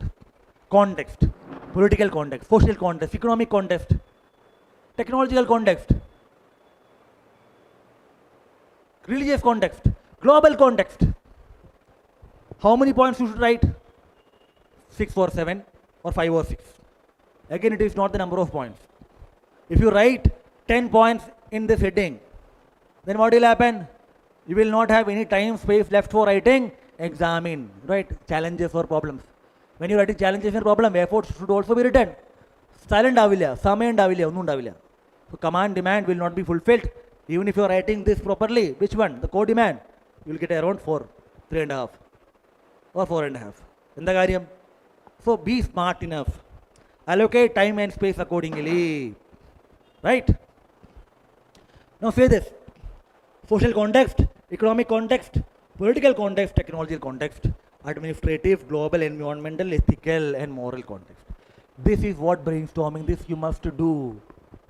Take PYQ, do this kind of brainstorming. Let us see one or two. Changing social norms may render previously accepted practice unjust. Because there is a need. Social norms are changing. Untouchability, recognition, abolition of untouchability, LGBTQ. Economic context. What is happening? New forms of economic inequalities are happening. What are they? Gig economy, yes or no? Inequality. Unpaid labor. Right? So that is why gig workers' rights for security for informal labor. So there is a need to examine, evaluate, scrutinize the changing context. Political. Expanding democratic values may necessitate greater inclusion. Women Bill 130, 106 Amendment Act. Nari Shakti Vandan Adhiniyam. So the context was that women have been marginalized, they have been facing injustice, so political justice needs to be provided. So this. Similarly, technological, administrative, environmental, ethical. You will be given this PDF. It will be uploaded in the link in YouTube, in the portal also, and offline students will get the printed handouts. This is the core demand. Now what about non-core demand? What examine, right? It is true, we have to scrutinize the changing context, but at the same time, there are problems in that. However, there are challenges, that can be the heading. However, there are issues. However, there can be challenges. However, there are limitations. Heading, then write. Please read this. Authoritarian misuse. Context or means what? Changing. The change or a crisis can be misused by tyrants. Read this. Tyrants easily fabricate a crisis to justify atrocities. The Nazis claimed Germany because when the Nazis came to power, they said a new context requires a new Germany. Nuremberg laws. You know what happened, right? So changing context can also be misused in the name of justice. Mobocracy. This is a good point which you can simply relate to your day-to-day life. Not your day-to-day life, our day-to-day life. Please read this. Public panic or populist anger can hijack social context. Yielding to this emotional shift leads to majoritarian tyranny. You see, one sexual assault has happened or rape has happened. Mob says instant justice. What is happening? Encounter killing. So when the mobocracy, there is public pressure, which is the context. Demand instant justice. What is happening? Extrajudicial killing, encounter killings, which is not a desirable state. Similarly, legal paralysis, because context is changing, everything is changing, and because of change, you are bringing new law, rules, regulation, etc. What happens? Predictability of the administration will suffer. That is what this point is. Societies require predictable, stable laws. Hyper-shifting definitions of contextual justice simply means shifting definition of justice create absolute legal uncertainty, can create legal certainty, unpredictability, creating problems for governance. Right? Conclusion. As far as conclusion is concerned, again what I have done, three thinkers I have used. See, the purpose of showing this is to tell you that it is possible to write such kind of conclusions, provided you know things. Your fundamentals should be appropriate, because which means your foundation, the classes which you are attending, the foundation batch you will be attending, or you have done, that should provide that type of clarity and understanding. Then only you will be able to develop such kind of thing. And of course, you must develop an appropriate note, answer writing note, that we will discuss later. Please read this. As John Rawls says, justice is the first virtue of social institution. As Martin Luther King Jr. said, the moral arc of the universe is long but bends towards justice. Read this. Justice is the first virtue of social institution. Therefore, while institution must adapt to changing social realities, context change, their commitment to fairness, a fundamental dignity must remain intact. So what we have done, we have balanced it, concluded it nicely. Similarly here, Martin Luther King Jr. The arc of the moral universe is long, but it bends towards justice. Continuous scrutiny of changing context ensures that society moves closer to this ideal rather than away from it. Right? Similarly, Amartya Sen says idea of justice. So these are some of the ways of looking at the answers. Let us do one thing. Let us now go to ethics and law.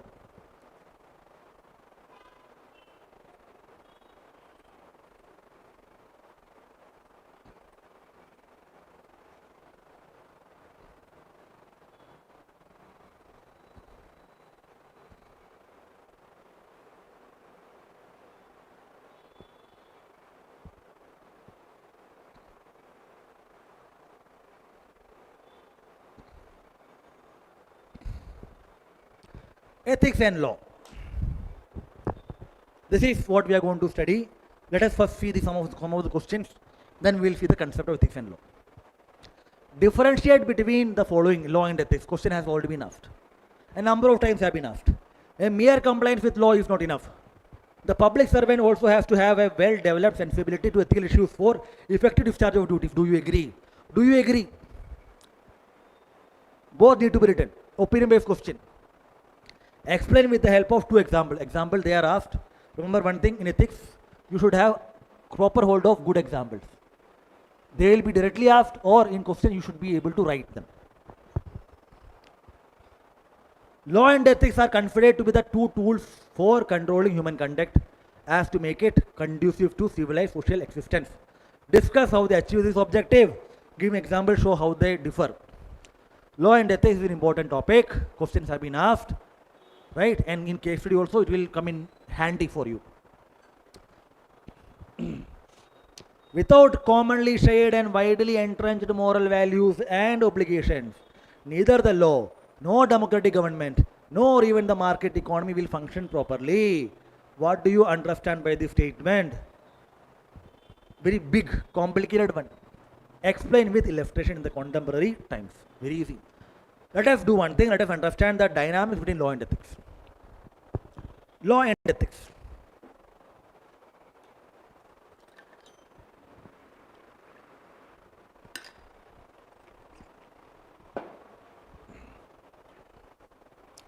Ethics you already know.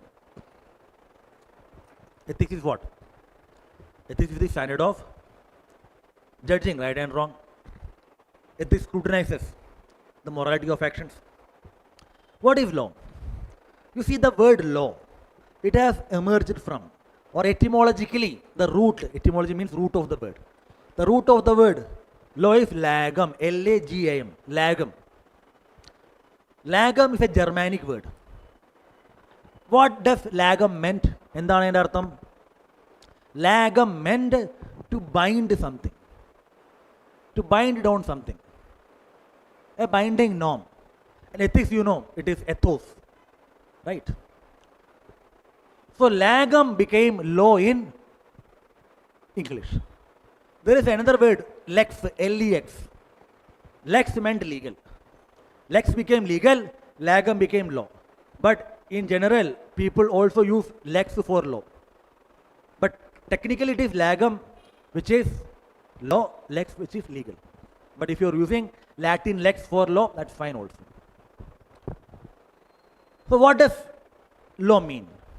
The law that we are discussing here is not the law of physics or mathematics. That is not the law. Or the law which creates earthquakes, or the law behind raining and other things. That is not what we are going to discuss. We are not going to discuss the law behind physical phenomena, which is called law of nature. We are going to discuss a different kind of law. The law which we know. Right? The law. When we say law, what is that idea that is coming to your mind? Indian Penal Code, Philippines Code, UAPA, NSA, IPC, etc. etc. That is what we are going to discuss.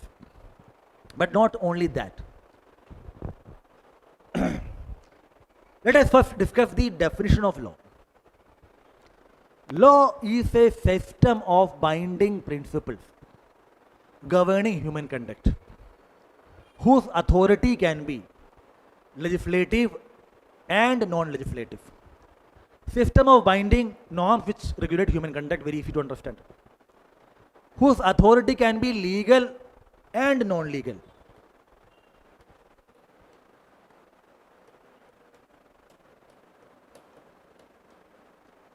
Authority or source, legal, very easy. What is that source of legal? Legislature. The parliament or the state legislature of Kerala, Tamil Nadu, etc. Law is made. Non-legal, what is this? Customary law.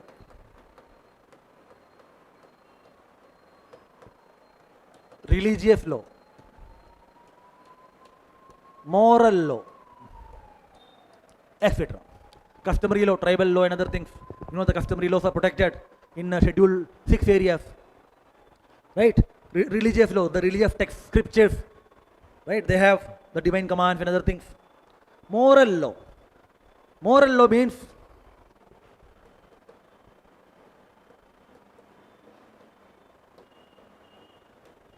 natural law.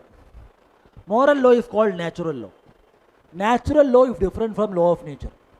Law of nature is the law that decides or determines physical events. Earthquakes, raining, tsunami, volcanism, electricity, gravity, other things. That is law of nature. And this is natural law. Natural law is objective moral principles which are discovered through human reason.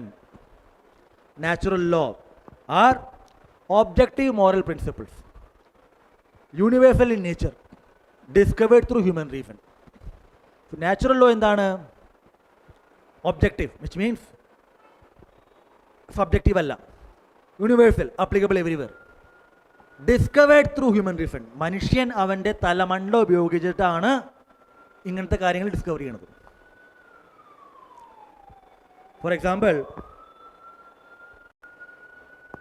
in state of nature of hopes, so not hopes, Lockean state of nature, through natural law the individuals in the state of nature developed three natural rights: life, liberty and property.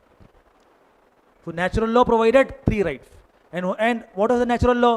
Natural law was that law which are discovered by human reason.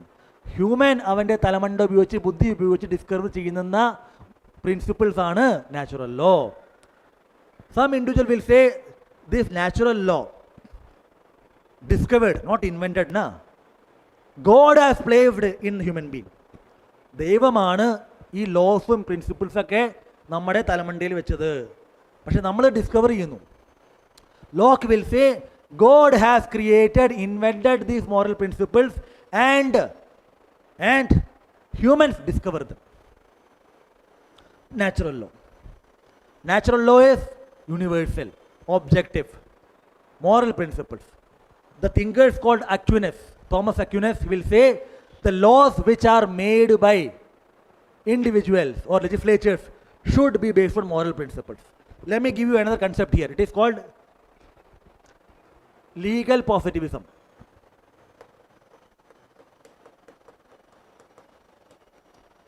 Legal positivism means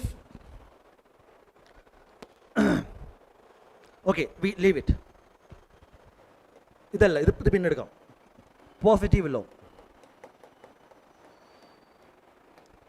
What is the meaning of the word positive law? Laws made by human institutions are called positive law. Are you able to understand?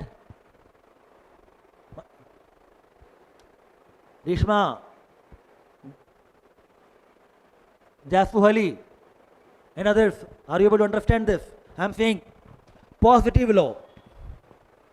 Laws made by human institutions. For example, legislature, parliament made by law, PMLA, UAP, these are what? Positive law.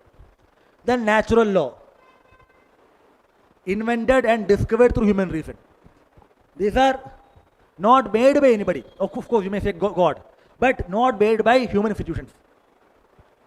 That is called natural law. I'll come to legal positivism later. So the point is, law is a binding norm of conduct regulating human behavior whose source of authority can be legal or non-legal. There can be different type of law: positive law, natural law.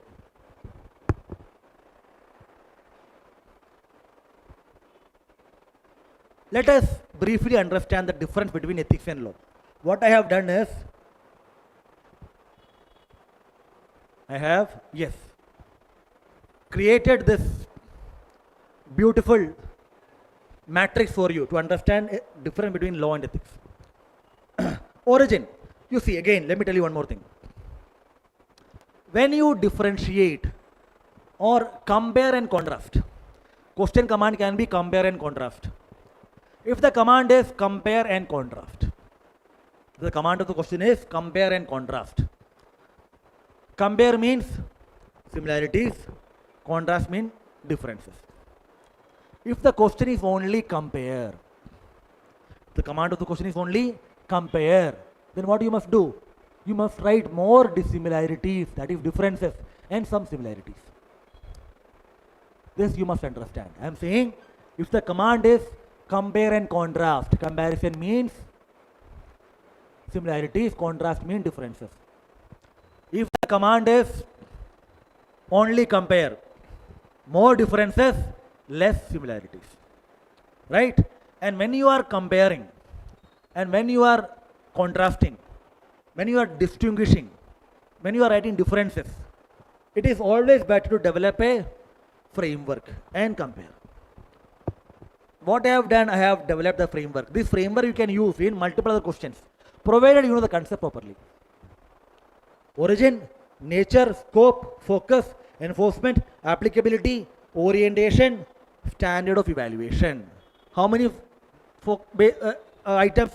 1, 2, 3, 4, 5, 6, 7, 8. You don't have to write 8.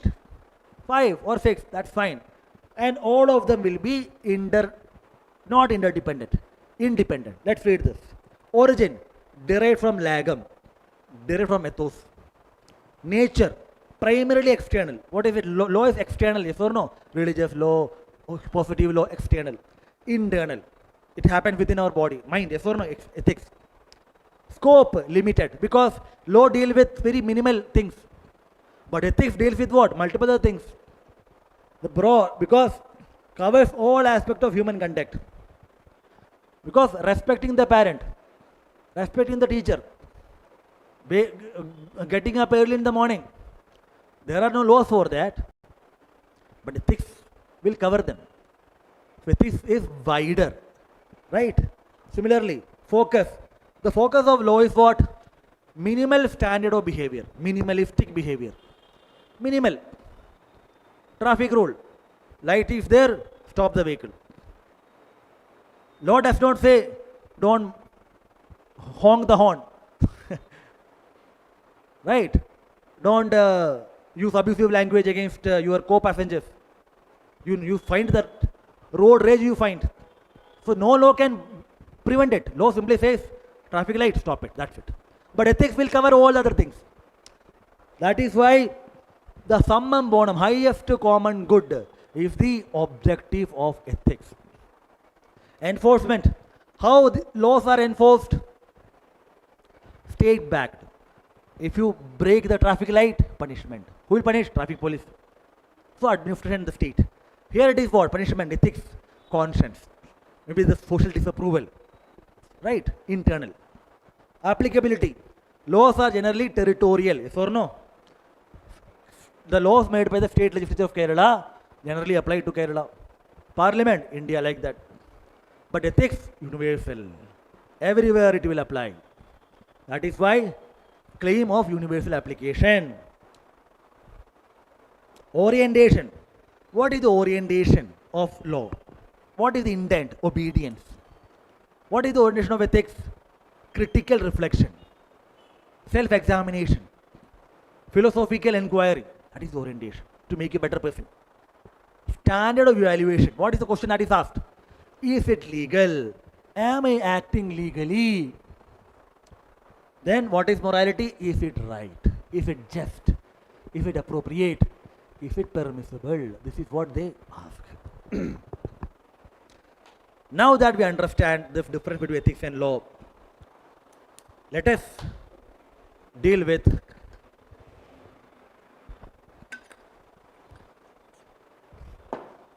the dynamics between ethics and law. What do I mean by this word dynamics? The relation between ethics and law. There are a group of scholars who say that, what they say, if there is ethics, there is no need for law. Sorry, very sorry. It is vice versa. What they say,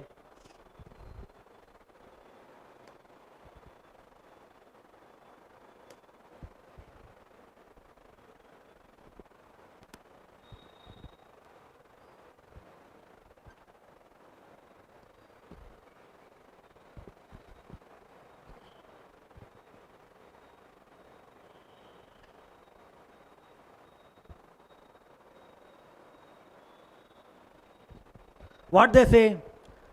They say that if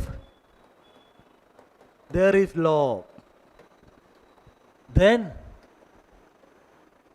there is no need of ethics. If law is there, there is no need for ethics.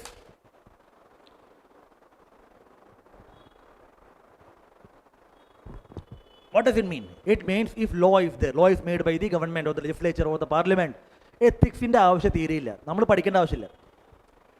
Ethics എന്ന സാധനത്തിൻ്റെ ആവശ്യമില്ല. Law will take care of everything. That is the argument. There are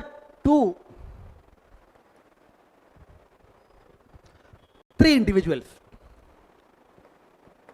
Austin, Hobbes, Hegel. We will take the views of these thinkers and we will understand why they say so. Austin says command theory of law. What is theory?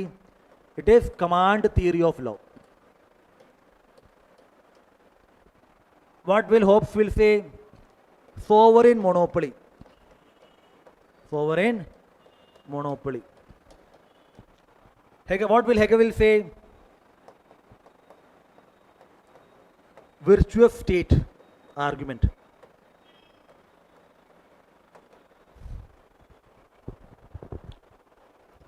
Are you able to understand, dear? Are you able to understand?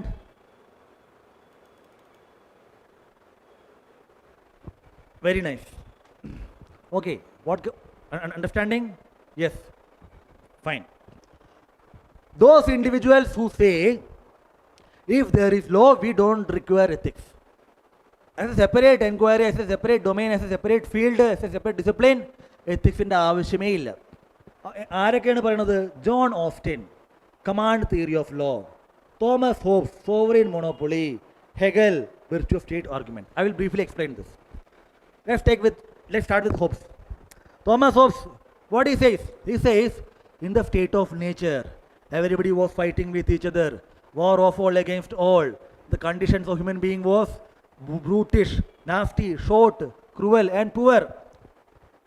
Just or unjust. They had no meaning. I'll give you an example. Let's talk about FIFA football.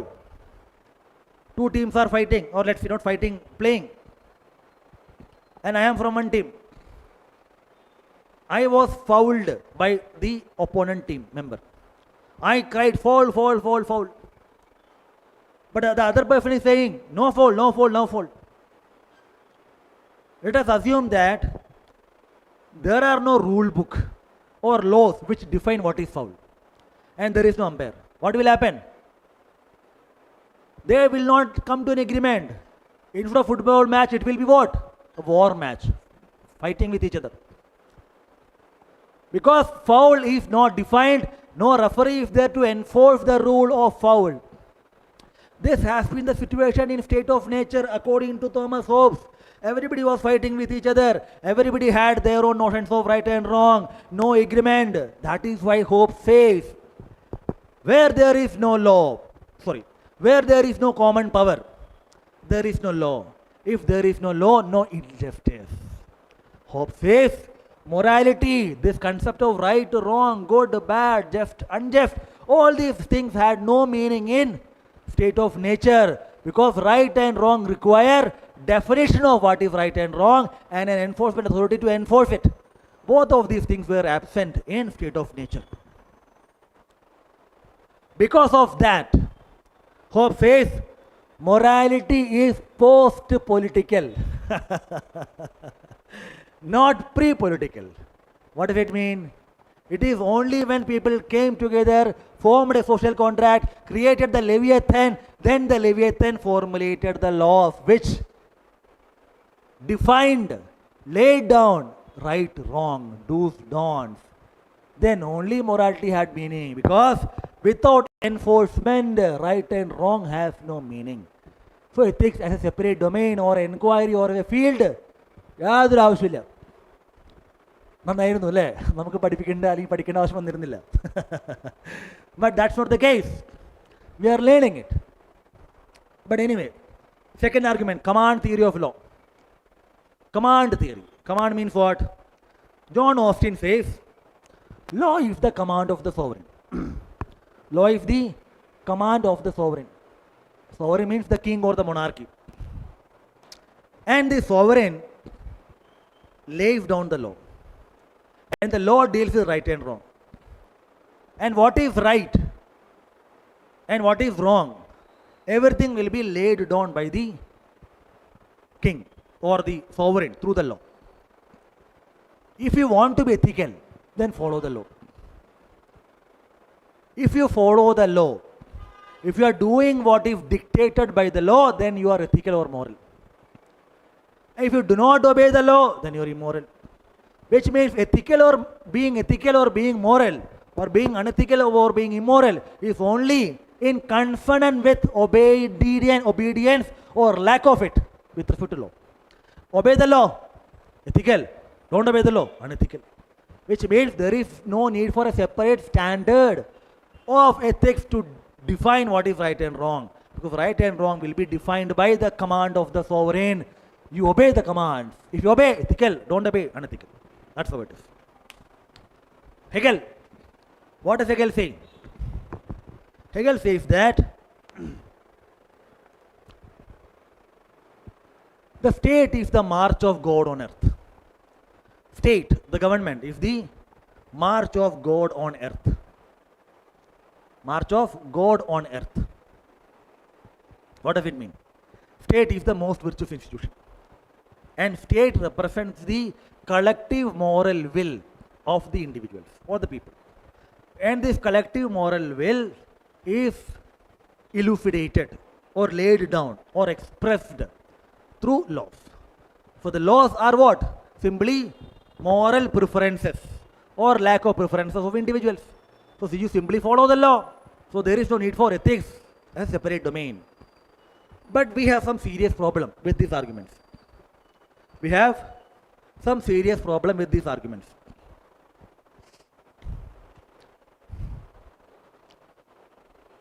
One serious problem is called, problem means criticism. This view is criticized.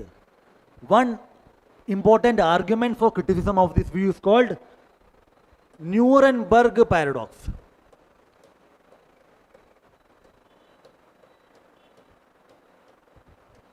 Nuremberg paradox. What does it mean? As I mentioned earlier, during the Nazi regime, Nuremberg laws were enacted. Who enacted? The government, the state. So according to Hobbes, or according to Hegel, or according to even Austin, we have to follow them. But you know that those laws were what? Unjust, cruel, genocidal, discriminatory, because of which millions of Jews were massacred, killed. Holocaust was there. When the war ended, the people who were responsible, the higher officials and others of the Nazi government, were tried. The Nuremberg trial. They were asked, tell me or tell us, why did you execute or why did you commit such crimes against humanity? Why did you execute such genocidal, inhuman, catastrophic laws? They said, an order is an order. What they said?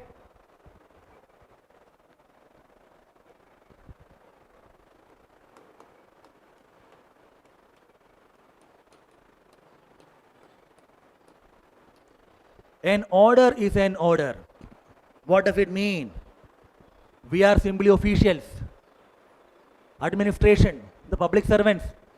Laws are made by who? The government. Government made law, the legislature made law. We are bound by the law, we have to obey. What kind of argument they were giving? They were giving this argument. It is not our lookout to find out whether the law is just or moral, ethical, etc. There is a law, being administration, we have to obey it. So an order is an order. We were simply complying with the orders of the government and our superiors. The Nuremberg jury refused to accept that argument and justification. They said, If the laws are unjust, cruel, inhuman, discriminatory, genocidal, then you have a moral responsibility to disobey them. You cannot take shelter under the argument that we were just following the orders. Now, just following the orders cannot be an excuse for committing such atrocious crimes against humanity. You have a moral responsibility to follow just laws and oppose unjust laws. That is what is called Nuremberg paradox, and you can find that. Not only this, just think about the colonial laws, the Rowlatt Act and Defence Act and multiple other acts through which how the Indians were subjugated. Think about the apartheid regime in South Africa, the slavery laws, also called Jim Crow laws in America. Multiple things you'll find. So just because laws are made by the state or the government does not mean all laws are just. We require an independent mechanism, a separate yardstick which will scrutinize, examine, assess, evaluate these laws on the touchstone of ethical principles or moral yardsticks. Hegel says, state is the most virtuous institution. Is it so? No, there can be, in fact there are multiple instances where the parliaments or the congress or such other government institutions made multiple rules, regulations and laws for their own benefit. Critics say that the delimitation bill which the government has brought is only to, not for the benefit of women, but for the benefit of them, electoral benefit. Citizenship Amendment Act. Critics say it is dividing the country on the basis of religion, their own benefit. Various rules, regulations issued by Trump administration, the tariff and other thing. Why? Their own benefit. So just don't say that state or the government is only a collection of public interested virtuous people. No, my dear Hegel. State can also be an aggregation, collectivity of self-interest individual, as advocated by Karl Marx. So don't say that every law is virtuous.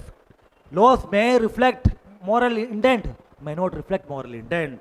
That is why we require a separate system of ethics, a separate standard of morality, a separate measuring tools or evaluative yardsticks to judge these laws. That is ethics.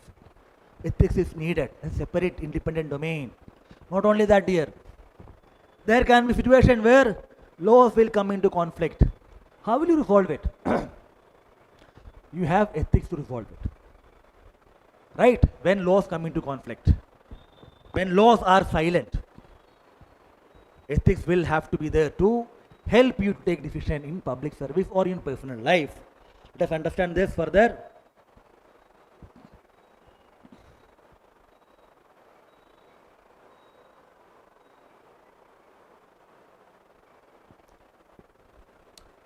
Let us take one question.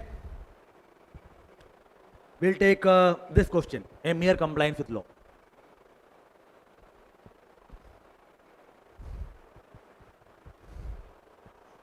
Yes.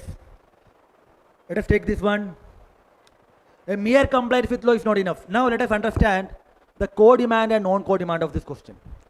One way of looking at the co-demand and non-co-demand, especially the non-co-demand, is the beginning point of the question.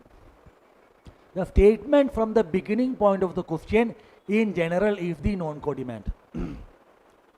The contextual statement, the beginning statement, the entire statement itself can also be the non-co-demand.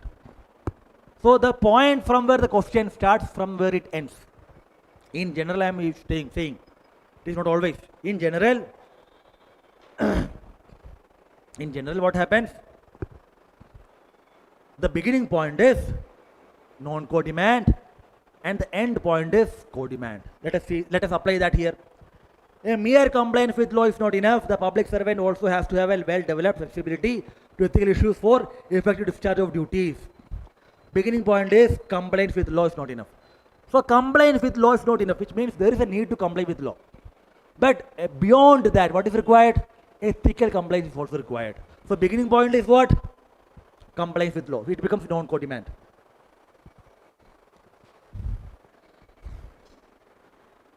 Sir, sir, some water please. Can I have? Thank you.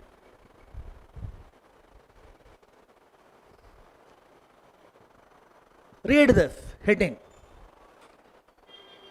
Non-core demand, significance of compliance with law. We have taken from that. Non-core demand, 3.4 point, that's it. Then what is the second one? Ethical compliance. So ethical compliance is also required. Don't simply reproduce it. Well deserved. Don't reproduce this thing like this. Public servant also has to have well-developed sensibility to the issue, concise it as possible as you can. That is what we have done here. Ethically right but legally, ethical sensibility essential beyond the law. Atrelu. That core demand. And another two headings. Thank you, sir. No, it's okay.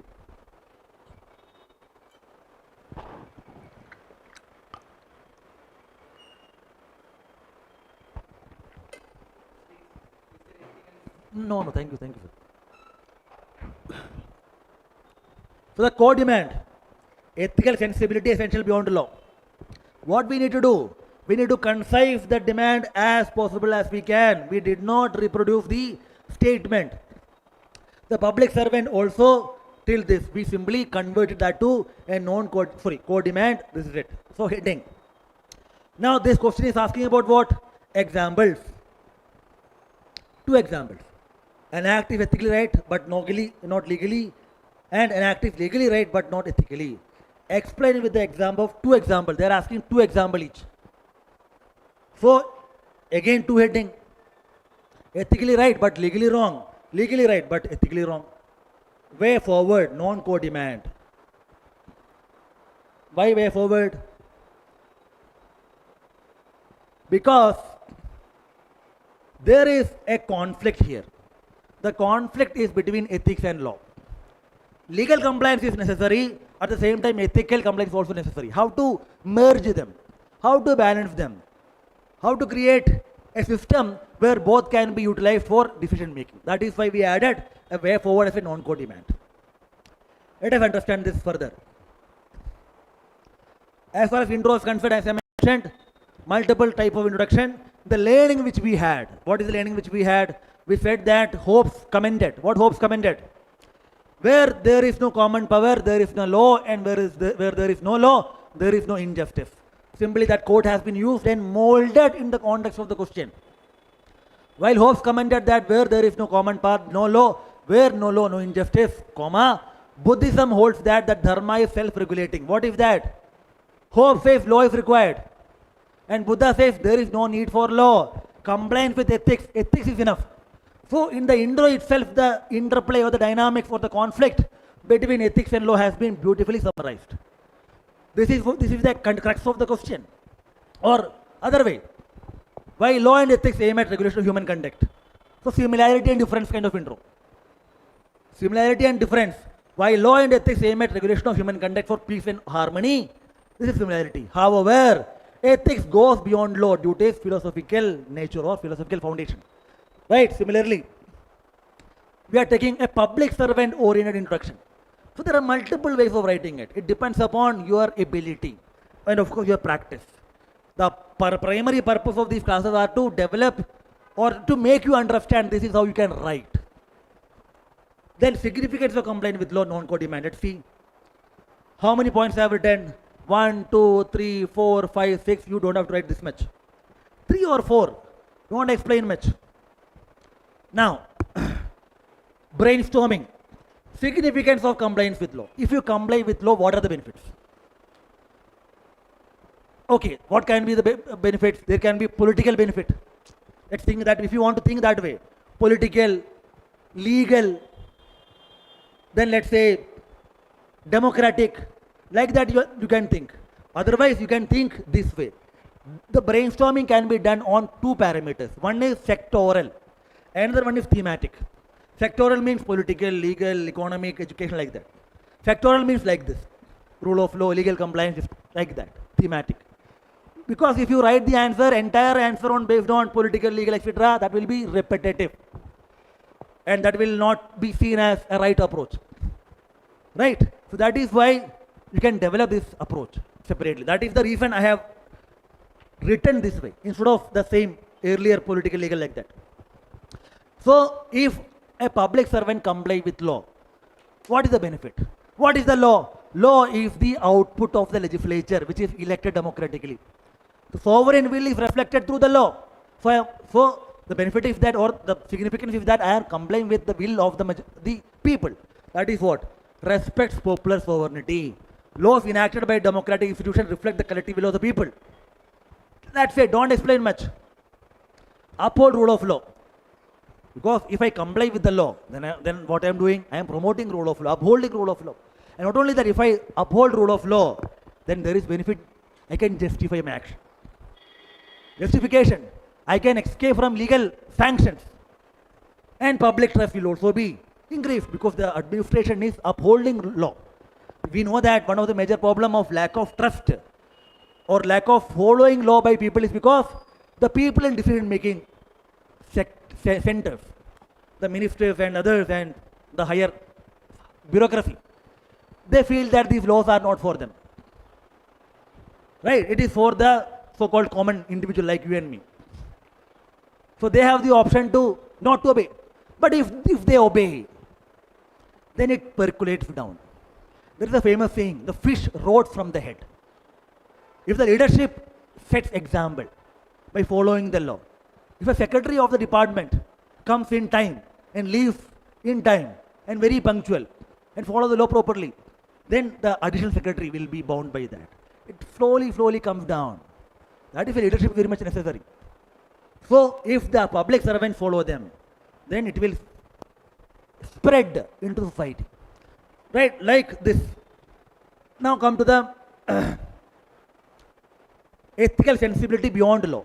Because the compliance with law is not enough. Ethics is also necessary. What we have done? We have simply used the learning which we had. Remember one thing, the reason we understand concept is because we can apply that in the answer. I have explained Nuremberg paradox. I have simply taken that and applied it. One of the major problems that you find in writing answers is because the content you have in your notes, but the questions are different. You do not know how to apply the content in your notes, in the answers. That is the reason we are doing this hard work. In fact, we are doing it for you. And you must do it. Right? So we are simply applying it. Nothing new. Nuremberg paradox. An action may be legal but morally wrong. Mere obedience to law cannot uphold ethical responsibility. So Nazi officials. In other words, an unjust law. Unjust law cannot excuse you from moral liability. Like it has happened in Nazi when they said an order is an order. We are simply obeying the order. They said no. You have a responsibility to disobey unjust laws. So ethical sensibility is required because there can be multiple unjust laws. Remember one thing, few civil servants have resigned. One Kannan Gopinathan from Kerala. Why? The amendment to Citizenship Act and Article 370 removal. We are not saying that you should resign, but just saying that there are individuals. So that is necessary. Then, fallacy of perfect state, which I just mentioned. State is not simply a collection of disinterested, public-spirited individuals. State can be a collection of self-interested individuals. The law they make for their own benefit. One example we can cite. One minister in the central government recommended for mixing ethanol, the E20 or E25 with petrol. And critics find out that his son was actually involved in that business. Right? So, you'll find that. And delimitation, which I just mentioned. Why did the government brought the delimitation bill, 131st Amendment bill, despite knowing the fact that they don't have the numbers? And despite knowing the fact that there was the need for delimitation, linking delimitation with women reservation is not necessary. You can simply implement them. So there was an electoral agenda. So no. So just because laws are made by the state does not mean the laws are just. Slavery laws, racist laws, multiple examples we have. Similarly, vacuum of law, many laws, situation will be there where law is not there. So ethics can be a standard which can be used for decision making. Similarly, other things. moral minimum, like I mentioned, traffic example, right? Context bound nature of law. Law can be like context bound. Kerala law, Tamil Nadu law, Karnataka law or America law, etc., etc. What if these laws will come into conflict? There must be something which guide human behavior. Law guide human behavior, law regulate human behavior, ethics also do that. But law is territorial bound. Or one will say, my laws are superior. Ethnocentric view. So in such conflicts, there must be something which will guide human behavior to the right path. That mechanism is ethics. Right? Legally right, ethically wrong, very easy. Multiple example, you can go through that. Right, I have given it to. Structure should be appropriate. All the demands should be met. When you do that, the answer automatically becomes nice. Then comes the content part. Less content, more application. Right, we simply understood what is different between law and ethics and various dynamics. We are simply applying that. See the example. A civil servant legally right. A government acquires land by paying what? Compensation. Compensation for the land. What about their livelihood? What about their culture? What about the rehabilitation? What about the intergenerational concept? All these things you are not meeting. But legally you are right. But ethically you are wrong. Similarly, ethically right but legally wrong. A district collector bypass, let us read this first one. Whistleblowing. A civil servant leaks documents exposing a major corruption scam despite secrecy laws. For example, Kerala example, N. Prashant, civil servant, exposed corruption in his department. In department as well as the general administration. Even accusing the chief secretary for being slow on corruption. He was suspended. For violating what? Code of conduct rules. Code of conduct rules, laws, say that you cannot speak to media like this.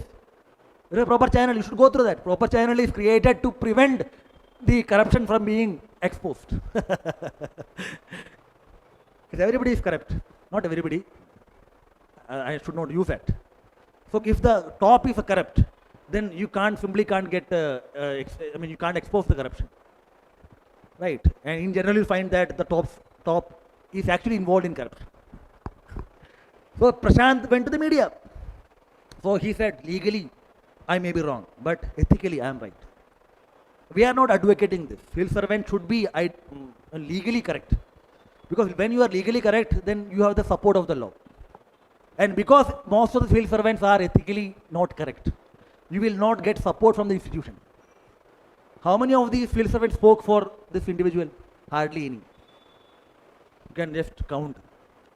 Why is it so? Because corruption is institutionalized. Or let's say legal compliance is institutionalized than ethical compliance. Right? Way forward, you see, what is the issue here? Law and ethics. Now, we require both. Legal compliance generally they are following, but ethically they are not following. So that is why we can have a code of conduct, code of ethics. Code of ethics has been recommended by who? Second ARC. So we can have a code of ethics which will provide statutory backing for it. We will discuss code of ethics and conduct in the next class. Or let's say promote morality. What morality? Constitutional morality. Dr. Ambedkar, while quoting Grote, we will discuss constitutional morality. We have the topic. He says that, or he said, constitutional morality is the paramount reverence to the forms of the Constitution. But anyway, simply means the morality of the Constitution, the equality, the fraternity, the justice, the principles. Follow that if there is a conflict between this. Otherwise, emotional intelligence. Because, see, what is the idea why we are doing here? We are not inventing any flashy points. This is simply the syllabus. Simply the syllabus. That is why I keep emphasizing the fact that if you know the syllabus properly, you can write a wonderful answer. Emotional intelligence. Mission Karma Yogi, they already asked. This is already asked. So PYQs and your syllabus become the rich resource base for you. But that requires analysis of PYQ, brainstorming and other things. Right? Similarly, constant based decision making, other things, etc. Work culture you can promote, all those things you can write it. Conclusion, I have given multiple conclusions, you can go through that. Let me take some time to explain other topic. One topic is also there. Although it is 5:30, let me take 10 minutes to 15 minutes to explain attitude. Other question you must go through and brainstorm. Dimension we discussed.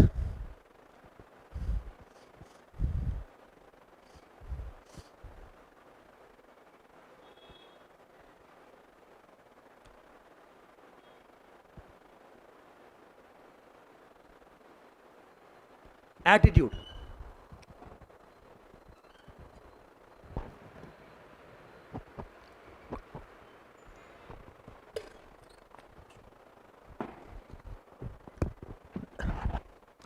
Attitude is an important topic for your UPSC. Every single year you will find question. Question can be theoretical or applied. Of late we are finding applied questions. Applied questions. But let me give you a brief overview of attitude. It will take 5 minutes. What is attitude? Attitude is a learned predisposition to respond favorably or unfavorably towards an object or event or a person, an idea, etc. So attitude is disposition, a tendency to act. Attitude can be negative attitude, positive attitude, neutral attitude. Right? Very easy. Let us discuss the content of the attitude. What is the meaning of content of attitude? Content of attitude means the components of attitude. What are the components that make attitude? There are 3 components. One is affective component, then behavioral component, cognitive component. Affective means what? Feeling, emotions. Behavioral means what? Tendency to act, the actual behavior, behavioral. Cognitive means the thought or knowledge.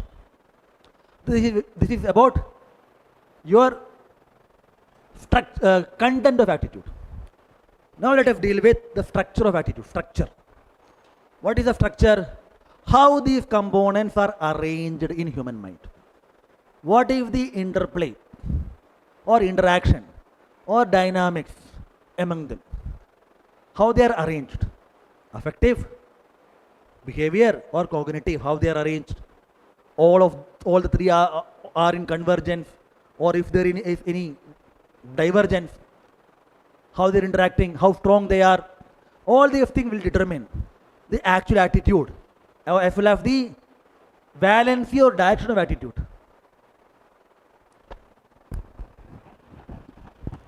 As well as the direction or valency of the attitude, or strength of attitude. Strongly agree, strongly disagree, like that. Right? But another important thing that you must understand as far as attitude is concerned is the functions of attitude. We discussed content of attitude, structure of attitude, functions of attitude. Attitude has 4 major functions given by Daniel Katz. What are the 4 functions? Very easy. Knowledge function. Second, ego defensive function. Third, value expressive function. Fourth, utilitarian function. Let me give you an example of knowledge function. The paste which you are using is, let's say, Colgate. Now you want to buy a paste. You have positive attitude towards what? Colgate. You went to a big supermarket. There are innumerable number and types of paste out there. Will you go to each and every paste and see? Nah. You will directly go to Colgate and buy it. For knowledge function. Similarly, ego defensive, value expressive, and utilitarian. Right? Now that we understood the content, structure, functions of attitude, let us see the formation of attitude. Formation.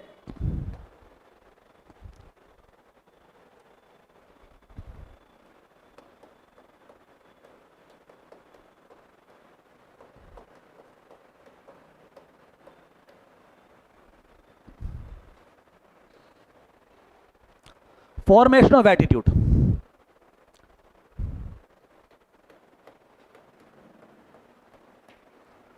Psychological factors,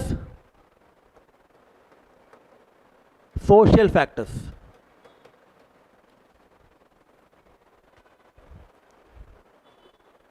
ഇപ്പോൾ class ഉണ്ടോ?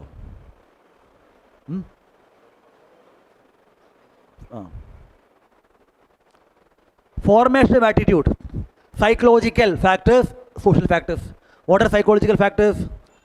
Three types or three mechanisms are there as far as the formation of attitude is concerned. What are they? You must be knowing about it.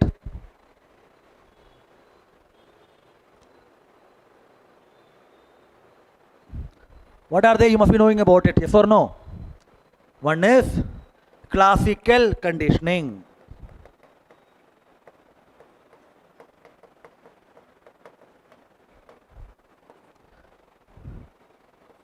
Operant conditioning.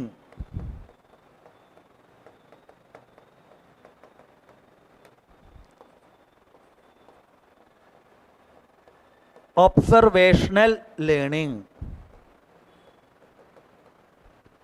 Social factors, very easy. Family, school, education institutions, workplace,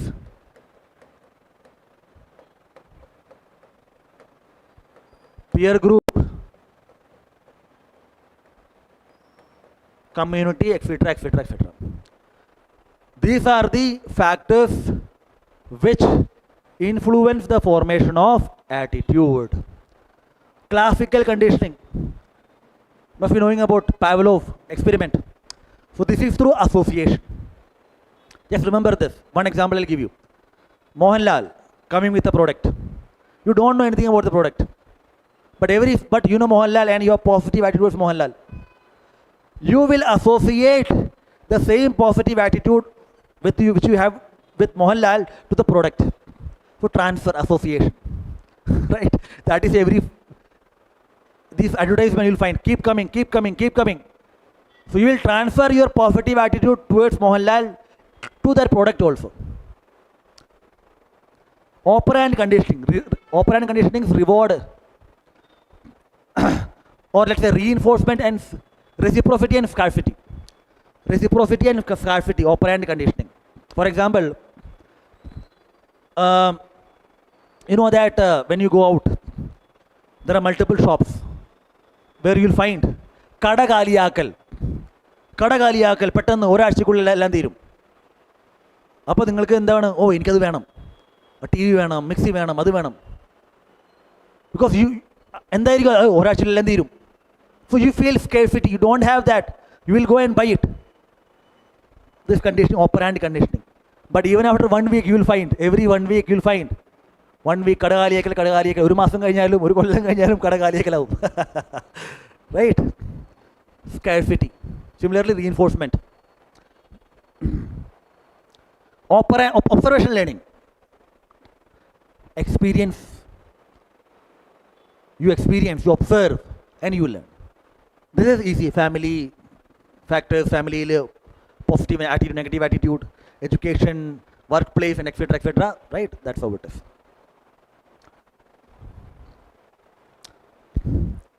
Let us deal with some of the questions, and we will finish the lecture today. Right? Tomorrow we will discuss other chapters.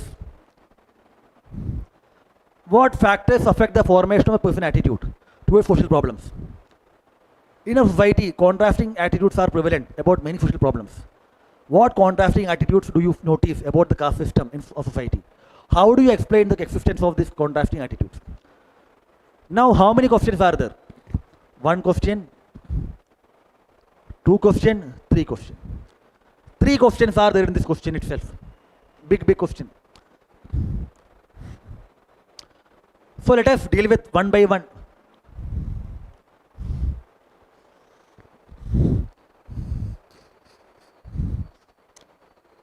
How to structure the introduction?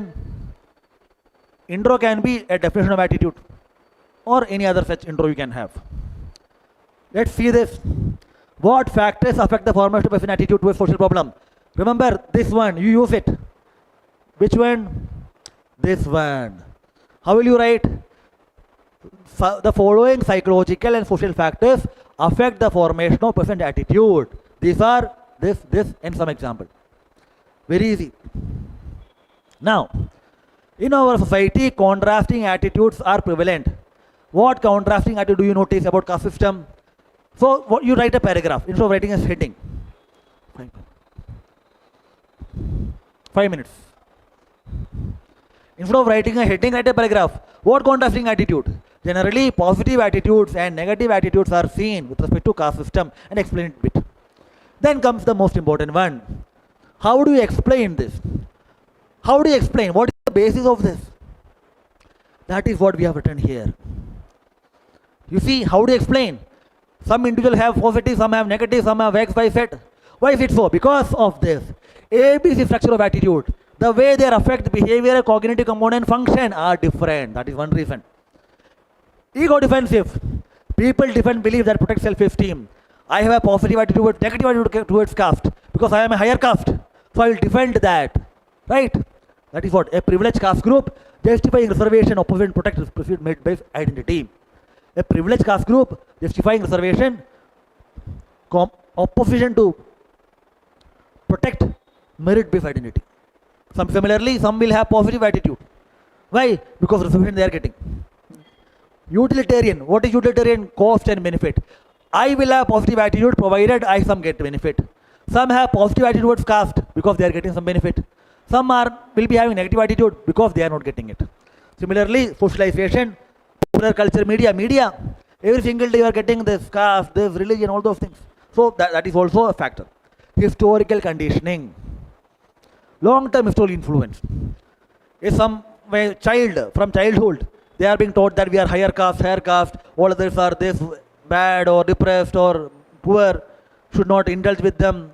So they will have what? A negative attitude, historical conditioning. Similarly, religious cultural influence. So the point is that we are not taking anything out of the blue. We are simply taking this. What? Our learning. What we have done so far, dear, we have done 3 topics. There are questions which you must do as far as attitude is concerned. Should do brainstorming. You will find